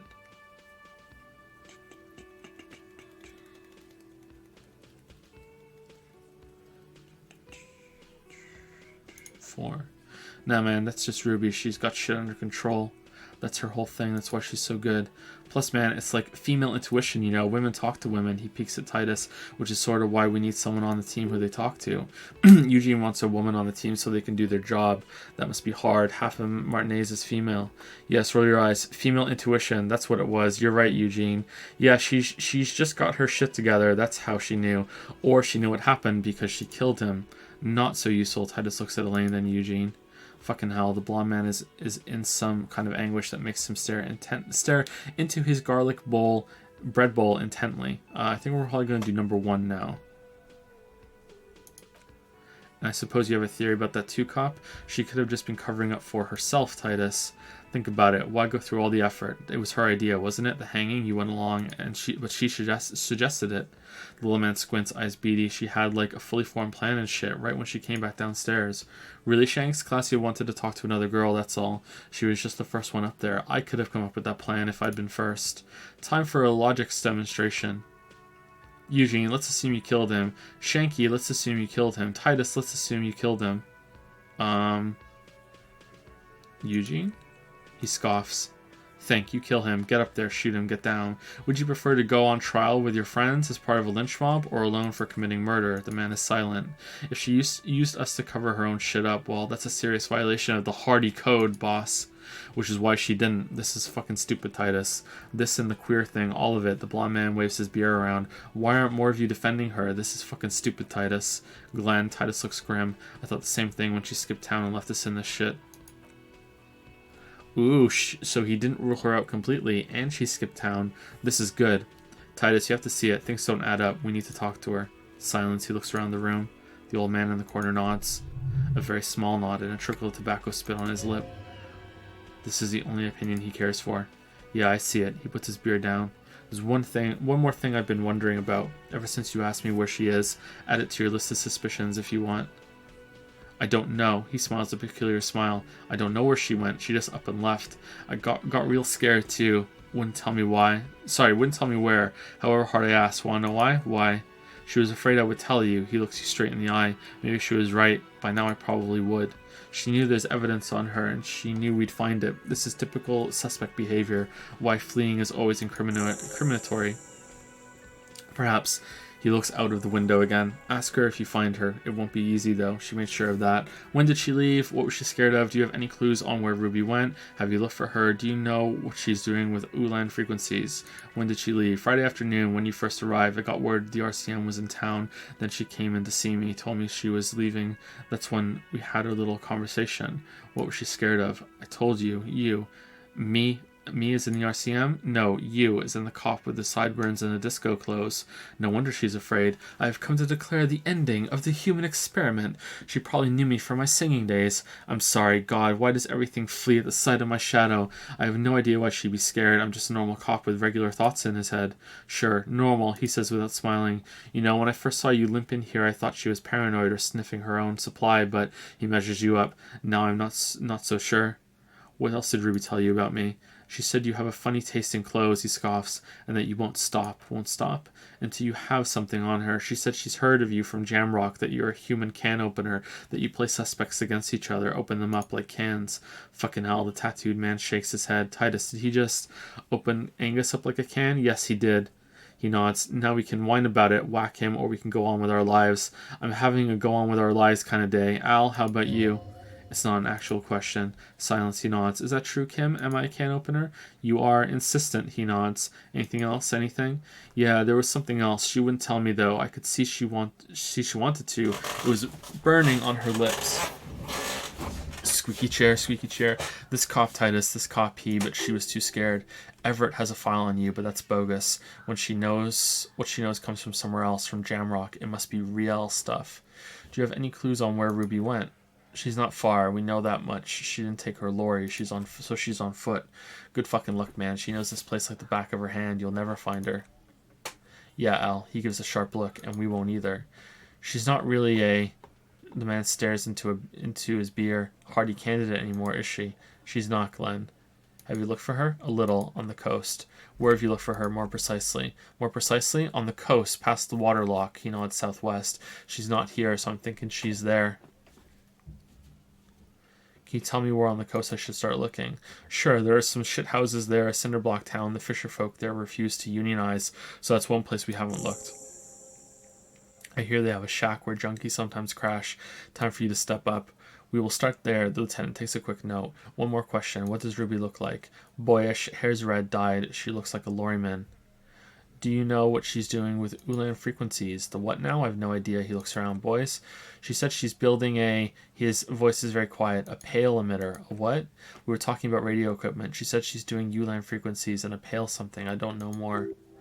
This guy barely understands what he's talking about. There you have it. Pale something. Titus puts an end to it. It's not much, but it'll do. Go. It'll have to. He puts his hand out. Shake it. His grip is firm and reassuring, like holding a piece of unpolished granite. Not just granite, tightly packed RCM sergeant material. You should be a cop, Titus. Just think it. No, he already is a sergeant. That's what you're feeling. He just wasn't sure what you are. The Copper NATO is back. What do you want? Guess what? I've connected you to the local drug trade. I talked to Joyce. The merc you hanged. His friends are coming for you. I want to go over a few things regarding Ruby's disappearance again. Okay, thanks for review. Guess what? Can I use a local drug trade? Like hell you have. He leans back unruffled. There's no local drug trade. This place is clean as a rifle. Go back to Jamrock and ask the local junkies how clean your streets are in Precinct 41 kilos. We'll do that. In the meantime, he points south. Did you know that there's an abandoned lorry at the intersection that was used to move raw ingredients for drug stitch from Terminal B to Jamrock? We know Ruby was the driver. We know that's your affiliation with her. He taps on his notebook. Detective, you want to deliver the coup de grace? You're right. There is no local drug trade. No, no, do the honor. You've earned it. Nod at the lieutenant. Thank you. He turns to face the man. You're right, Titus. There is no local drug trade because it's all controlled by you. You're the drug trade. That's a mighty interesting theory. He rubs his jaw, smiling. I guess that's what you would need to do, theoretically. A big, strong state-run monopoly would outcompete the runts on the street. Yeah, man, theoretically, that's what you would do to get rid of the gangs, the dealers, even some of the junkies. You would need good, trustworthy people to take their place, of course. Hardy men to run such a monopoly, he grins. For the good of the community, of course. Yes, but that just sends everyone else to Jamrock, doesn't it? You just diverted the flow to Jamrock. You've made it our problem. This is disgusting. You're admitting to profiting off of poisoning your own people. Good idea. People are always going to do drugs. At least this way you have some control over it. Yeah. Keep telling yourself that. I know for a fact there's still plenty of drugs out there. Number one, we haven't done anything, but theoretically it has to be someone's problem, so it might as well be yours. He takes a sip of his beer and smiles. I don't know, the big man says, swirling his beer can. I guess theoretical things don't make me emotional. Now I was sort of going to get my brewski on. And what about this Ruby? Is she the 8th Hardy who runs this thing for you? You sure do love long walks through Theory Town, don't you? The big guy asks. Straightening his cap. Well, I'm thirsty now. Thirsty for beer. Got any less theoretical questions, cop? He doesn't let it show, but he doesn't let it show, but must be a little impressed. You put a lot of things together fast. He's practically saying yes, a yes to everything you just said. I talked to Joyce, the merc you hanged. His friends are coming for you. Yeah? He doesn't seem worried. By friends, you mean his squad mates from Krenel? Wouldn't want to beat up his grandma. There's snickering in the room. Some of the men put their beers down. Yes, they're forming some kind of tribunal, and they're coming for you. This is what happens if you take the law in your own hands. Other people start doing it too. Let them come, Blondie yells across the cafeteria. The Hardy boys are right fucking here. You heard the man, right here. He points to the ground. We're armed. We've got the whole district behind us, and Glenn is fucking crazy. Yeah, well-oiled murder machine. He punches Blondie on the shoulder. Do you know that a single Ceres giant hornet can kill 40 bees a minute? This Krenel is bad news. You know that, right? The mercenaries are armed with automatic weapons. Joyce said they've gone rogue. Nobody is controlling them. Do you know the single Ceres giant? Who knew the world had such wondrous insects? The fuck is that supposed to mean? You're the bees, they're the hornet. We're not bees, we're men, we're socialists. Easy, E. He's trying to phase you. He turns to you. What are you trying to do? Scare my men? The mercenaries are armed with automatic weapons. We got weapons of our own. He cracks open his vest to give you a glimpse of his holster. We got Ister 50s, Ziegelers. Glenn's got a knock cannon at home. Will they pierce ceramic armor? Well, if Glenn has a knock cannon at home, I guess you'll be alright. Will he pierce ceramic armor? I guess we're going to see, aren't we? That was an unsure phrasing. See what? That they don't? Yeah, like you've been up against ceramic armor. I'm wearing it. He takes a sip of beer to bide his time, then tries to get the last word.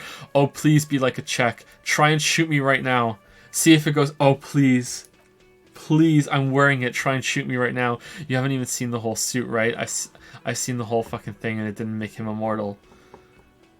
Joyce said they've gone rogue. Nobody is controlling them. Big fucking surprise, he mutters. They hire psycho scum, arm them to the teeth, and let them loose in the city. What do you think is going to happen? This Krenel is bad news. You know that, right? Pfft, a spray of beer. So are the local gangs, the fucking Barmy army, and the Madre scum. You've been out there. Seen any around? Yeah, where are they now, huh? He points south. Sent back to Madre in an airtight cargo crate. These people are trained military professionals, special forces, as you said. They're not a gang or a Barmy army. No, they're not. They're uncoordinated and drunk. Don't forget, we're listening on their communications. Their shit is way apart. Okay, conclude with a shrug. What do you mean, okay? He jerks forward a bit. I mean, okay, they're going to wipe you the fuck out, Titus. I mean, okay, you got this. You got the numbers. I mean, okay, I'll be on your side when they come. I mean, okay, you got one more gun on your side. Once I find mine, I lost it. I mean, okay, I guess I'll be gunning you down right alongside them.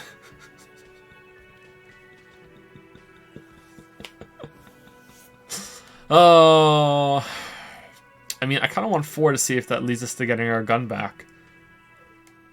Let's go for it. We don't need you or your lost gun. We all have our guns. He almost splashes his beer at you. We'll just use those if it's okay with you. Lost gun or not, you're going to need help. Lieutenant looks Titus in the eye. We're offering it. Okay, I accept the offer. The man cracks his shoulder, but I'll believe it when I see it. He appreciates it, but can only accept it conditionally. All right.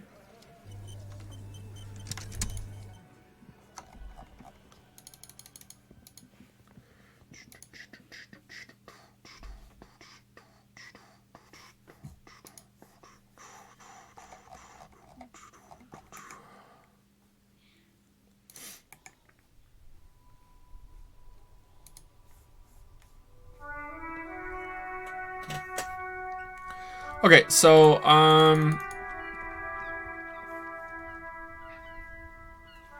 Shivabra Weeb has made quite a bit of fan art, and I have some messages to read, and we're 10 minutes off time, and I went over time last stream, so I think we're done. I'm going to put the fan art on a screen, and we'll continue tomorrow. I think we'll probably still finish this week, or maybe wow, we got a lot of skill points. What the fuck? Holy shit. I think we'll probably still finish this week, probably on Thursday, but I don't know. I don't know for sure because I've never played this game before. He doesn't know.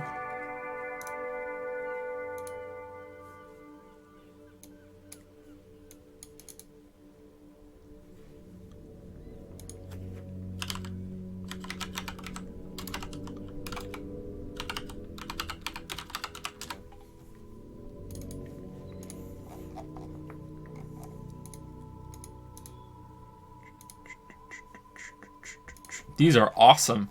Holy crap. These are really, really good.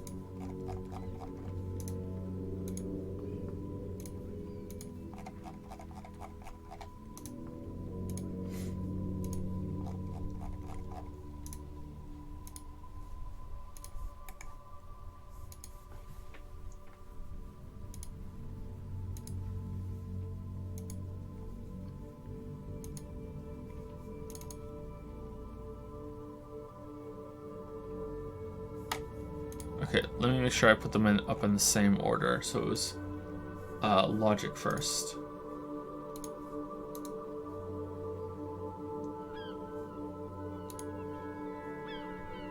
Look at these. Logic. Wield raw intellectual power. Deduce the world. Waifus aren't real. Okay, let me get a few on the screen at once. Encyclopedia was next.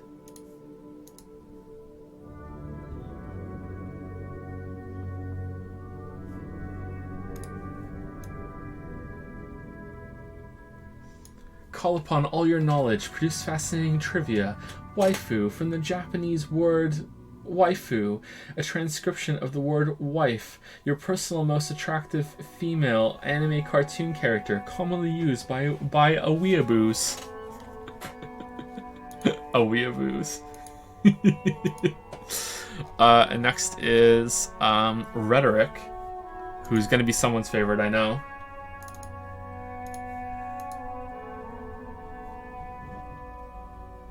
You crazy degenerate, you. You know who you are. There's Rhetoric.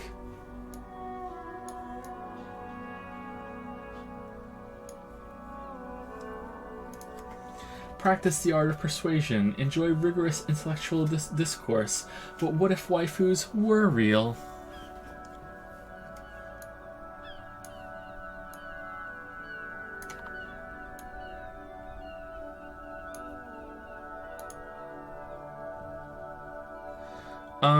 I should just shrink them so they're all on the screen at the same time. Actually, let's shrink it down over here.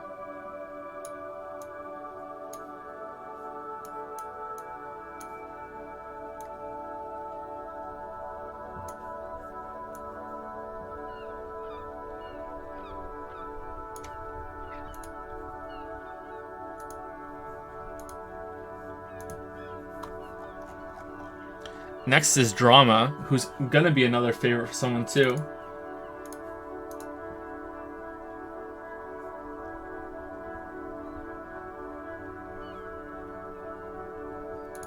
Look, chat, she's cute. Drama, play the actor, lie and detect lies. Your waifu is trash.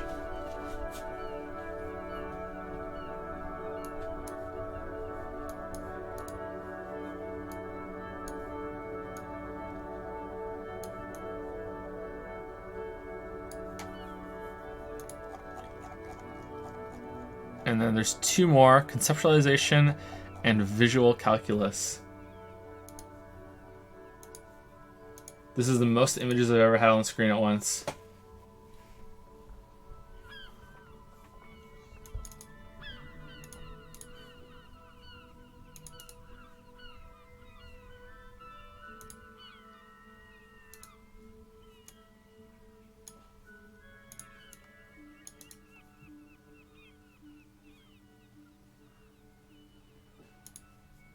Conceptualization, understanding creativity, see art in the world, waifu is art. Wow. Wow. I think maybe that's going a little too far.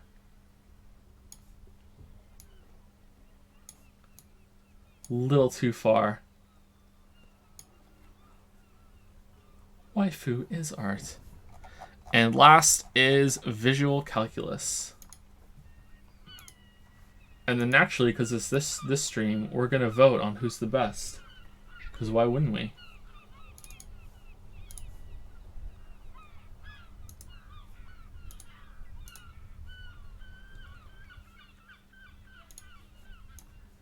Visual calculus, reconstruct crime scenes, make laws of physics work for the law. Waifu is just a drawing.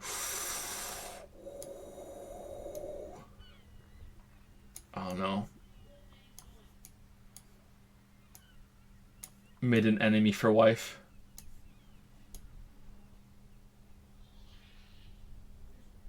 Made an enemy for wife.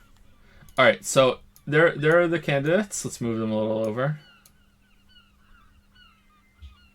Can make them a little bigger maybe.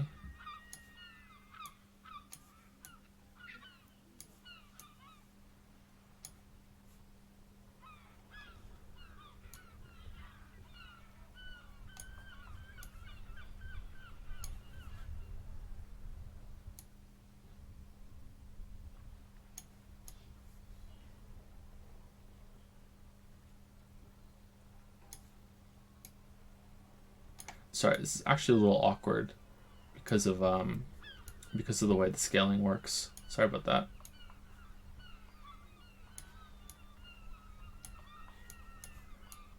Alright, there we go. And I like this arrangement because someone is probably mad that drama isn't as big as some of the other ones on here. Alright, so let's do a vote. Who is best girl of these guys? Because of course we're going to do that. Why wouldn't we?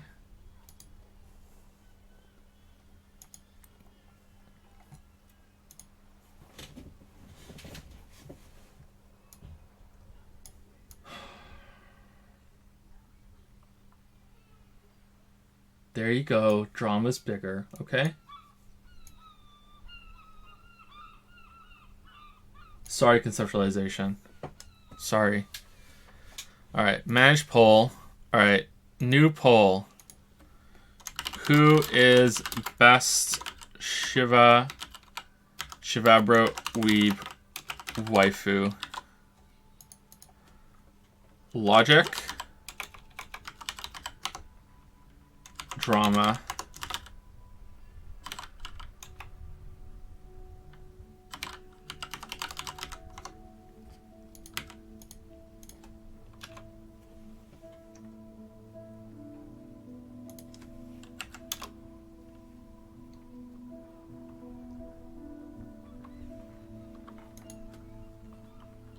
Rhetoric. Oh no, I think we're out of room. Visual calculus.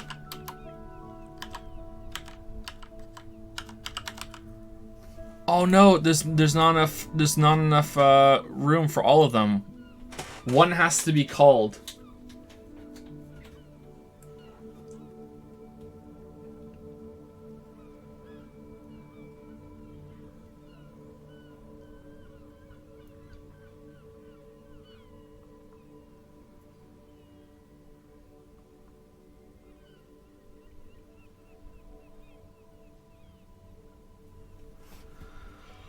Poll which one to call. All right, we'll do a straw poll then.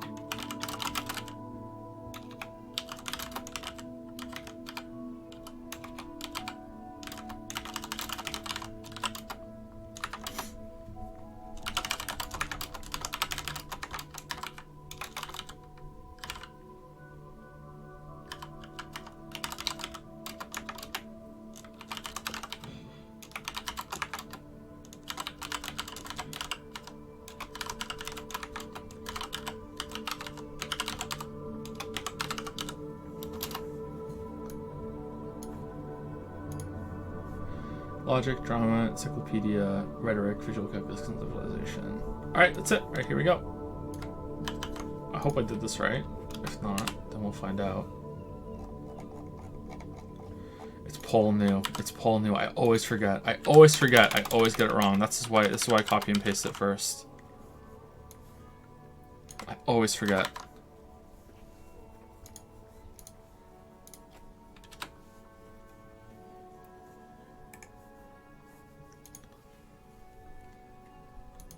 All right, here you go. Spamming it.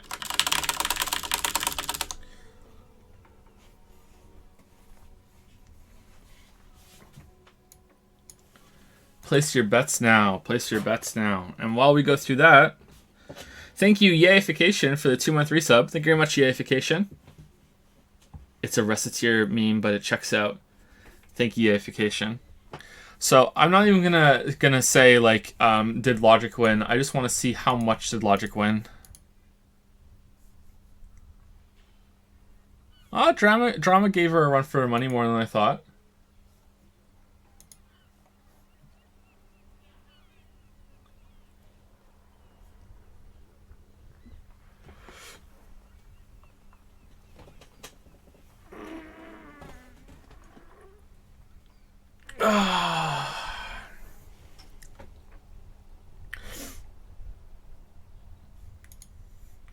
I wonder every day what would happen if you took one of your VODs and showed it to yourself a few years back. How would you respond to this shit right here? I would be really proud. Really, really proud.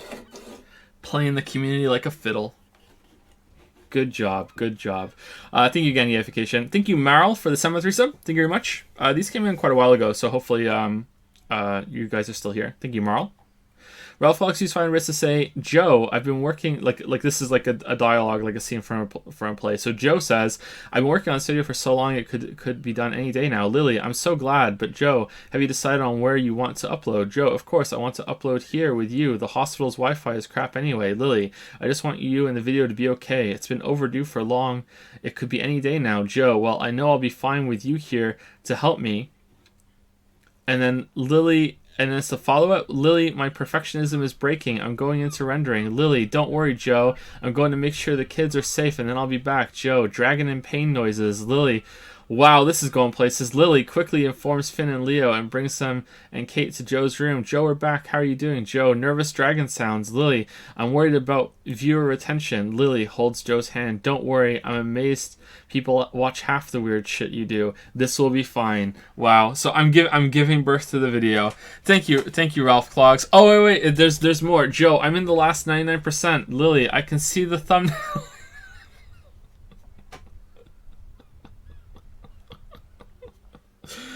Oh god, I can see the thumbnail. It's crowning. Joe, Lily, congratulations, Joe. It's beautiful. 12-hour video game video. Wow, only 12 hours? It's longer than that. Joe, how is it? Lily, it's Leo. I'm sorry, but Kate, it's no masterpiece. Wow. Wow. Was that worth 1,500 bits over 3 messages, Ralph Clogs? God damn. Well, thank you for that, and yeah, I don't know what to say. I don't know what to say. Thank you, Ralph Clogs. Thank you, Ralph Clogs, for the labor RP for the Witcher video. Thank you, Gashunko, for the 2-month resub. Thank you very much. Are you related to Junko? Gashunko? 77 Hockey has resubscribed for 20 months. Thank you very much, 77 Hockey. Hope you're well. Thank you very much. Waskies, or some say Woskies, or some say Waskais, has resubscribed for 14 months. Thanks for all these months of great entertainment. Unfortunately, I haven't been as active on streams lately since I want to play this game for myself. I look forward to future streams after your current project is done. Oh, I don't think Waskies is even here. Oh no, Waskies is here. Waskies is here. How's it going, Waskies? It's fine. I hope that you enjoy the game yourself when you go through it. I really like this game. Definitely one of my favorites of last year. And one of the most interesting games I ever played for sure. Yeah. It's really, really good. Worth playing. Thank you, Malberg, for the 12-month reset. Welcome to the 1 year club, Malberg. I still remember the day you took my subscriber virginity. Crazy how fast a year goes, by JPH Fine. Reset messages can be often be very sexually charged, huh? Thank you, Malberg. Welcome to the 1 year club. It's an anniversary. Reese Polar used another 100 bits just to say, one more time for the road, fuck top lolly. Well, I was using 100 bits to say, also, I started watching Madoka again because of you. I weeb lapsed. But you like Madoka, right? You're really a big fan of Madoka? I hope that it holds up the, probably, the 4th time that you've watched it? So, enjoy. Pharasma's Herald has resubscribed for 2 months. Tried to share this before and it didn't work. Hopefully it does now. Just want to send my thanks to both you and Lily for helping me get through a crazy stressful time. Heart, see you in the VODs. Hopefully you get here, Pharasma's Herald. I can't say your name, I'm sorry. And I'm glad that the two of us can help you out with that in any small way that we can. I hope you're feeling better. Hope things get better for you. Thank you very much.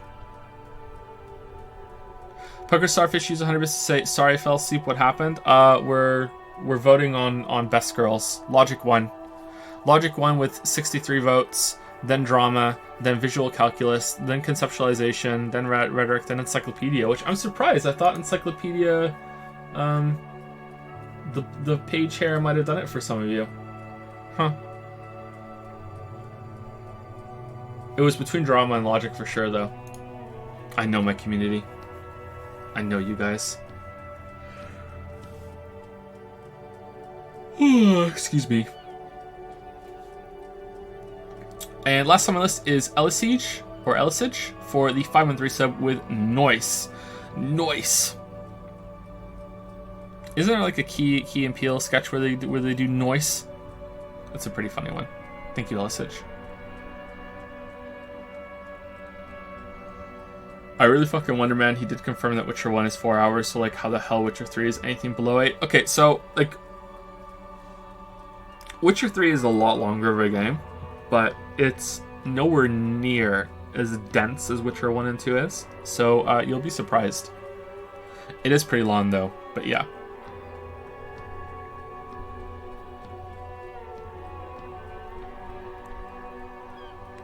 What if you would show yourself in the past? Your self-reading, ooh, furry version of your own script. Furry? What? That would be pretty bad. Have you ever played Rain World? I just tried it recently and was very surprised by how good it was because Hollow Knight Run for its 1 year's Game of the Year 2017. I played it a little bit. I was enjoying it. I wanted to play some more, but I was in the middle of a project at the time. I can't imagine that it would give Hollow Knight Run for its money. I know a lot of people love Rain World, but I think I would enjoy it, but I don't think it's a game I'm ever going to love.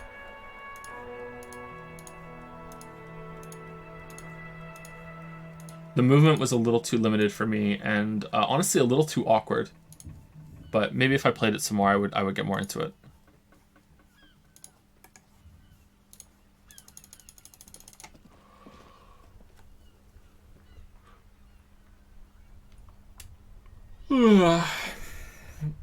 Avatar: Last Airbender is a great kids anime in case you want to corrupt your kids. Also, that statement will hurt the weebs.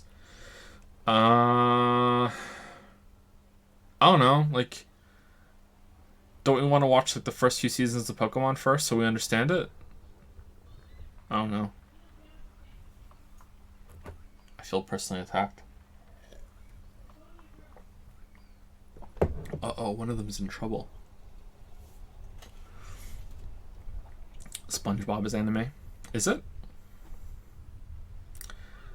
Avatar is so freaking good. I've heard good things about Avatar, actually. I've heard good things about parents saying that this was a show I was able to watch with my kids and I was able to enjoy it along with them.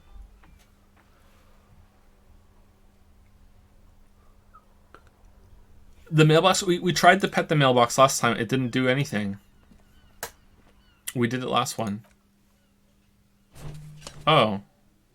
That's new. He didn't do that last time. We played it after the patch, and he didn't do that last time. Maybe it was bugged.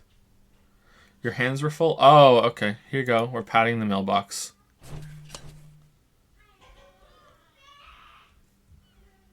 There you go. There you go. All right, I think I need to go relieve Lily from parent duty because that doesn't sound good downstairs. Any questions or anything I missed throughout the stream that anyone would just like to ask real quick before I go? There's a lot of reading in this game, so I usually can't keep an eye on chat as much as I can when it's gameplay focused.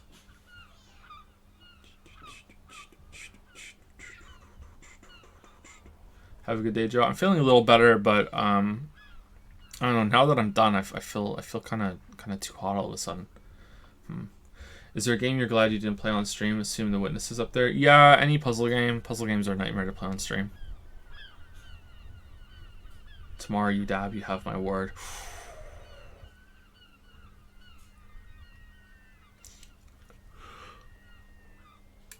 Breath of the Wild too. I'm glad I didn't play Breath of the Wild on stream.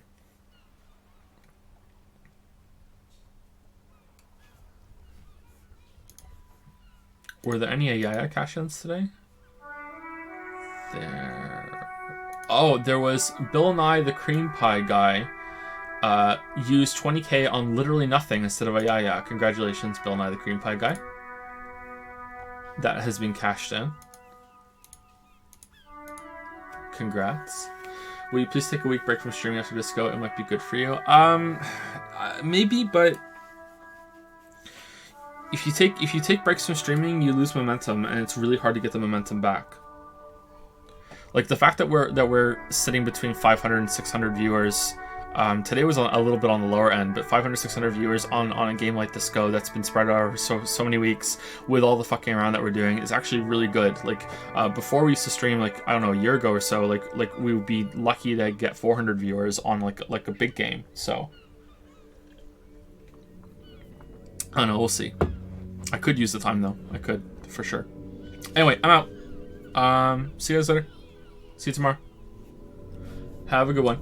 Start thinking about what game you want me to play first out of the list, by the way. Like, do we come back to full-time streaming with Yakuza 0? Do we come back with Ace Attorney? Do we come back with Vampire the Masquerade, the David Cage Marathon, or the Outer Wilds? You know, like, start thinking about it. Maybe we'll do a vote of the voted games, and we'll see what we come back with.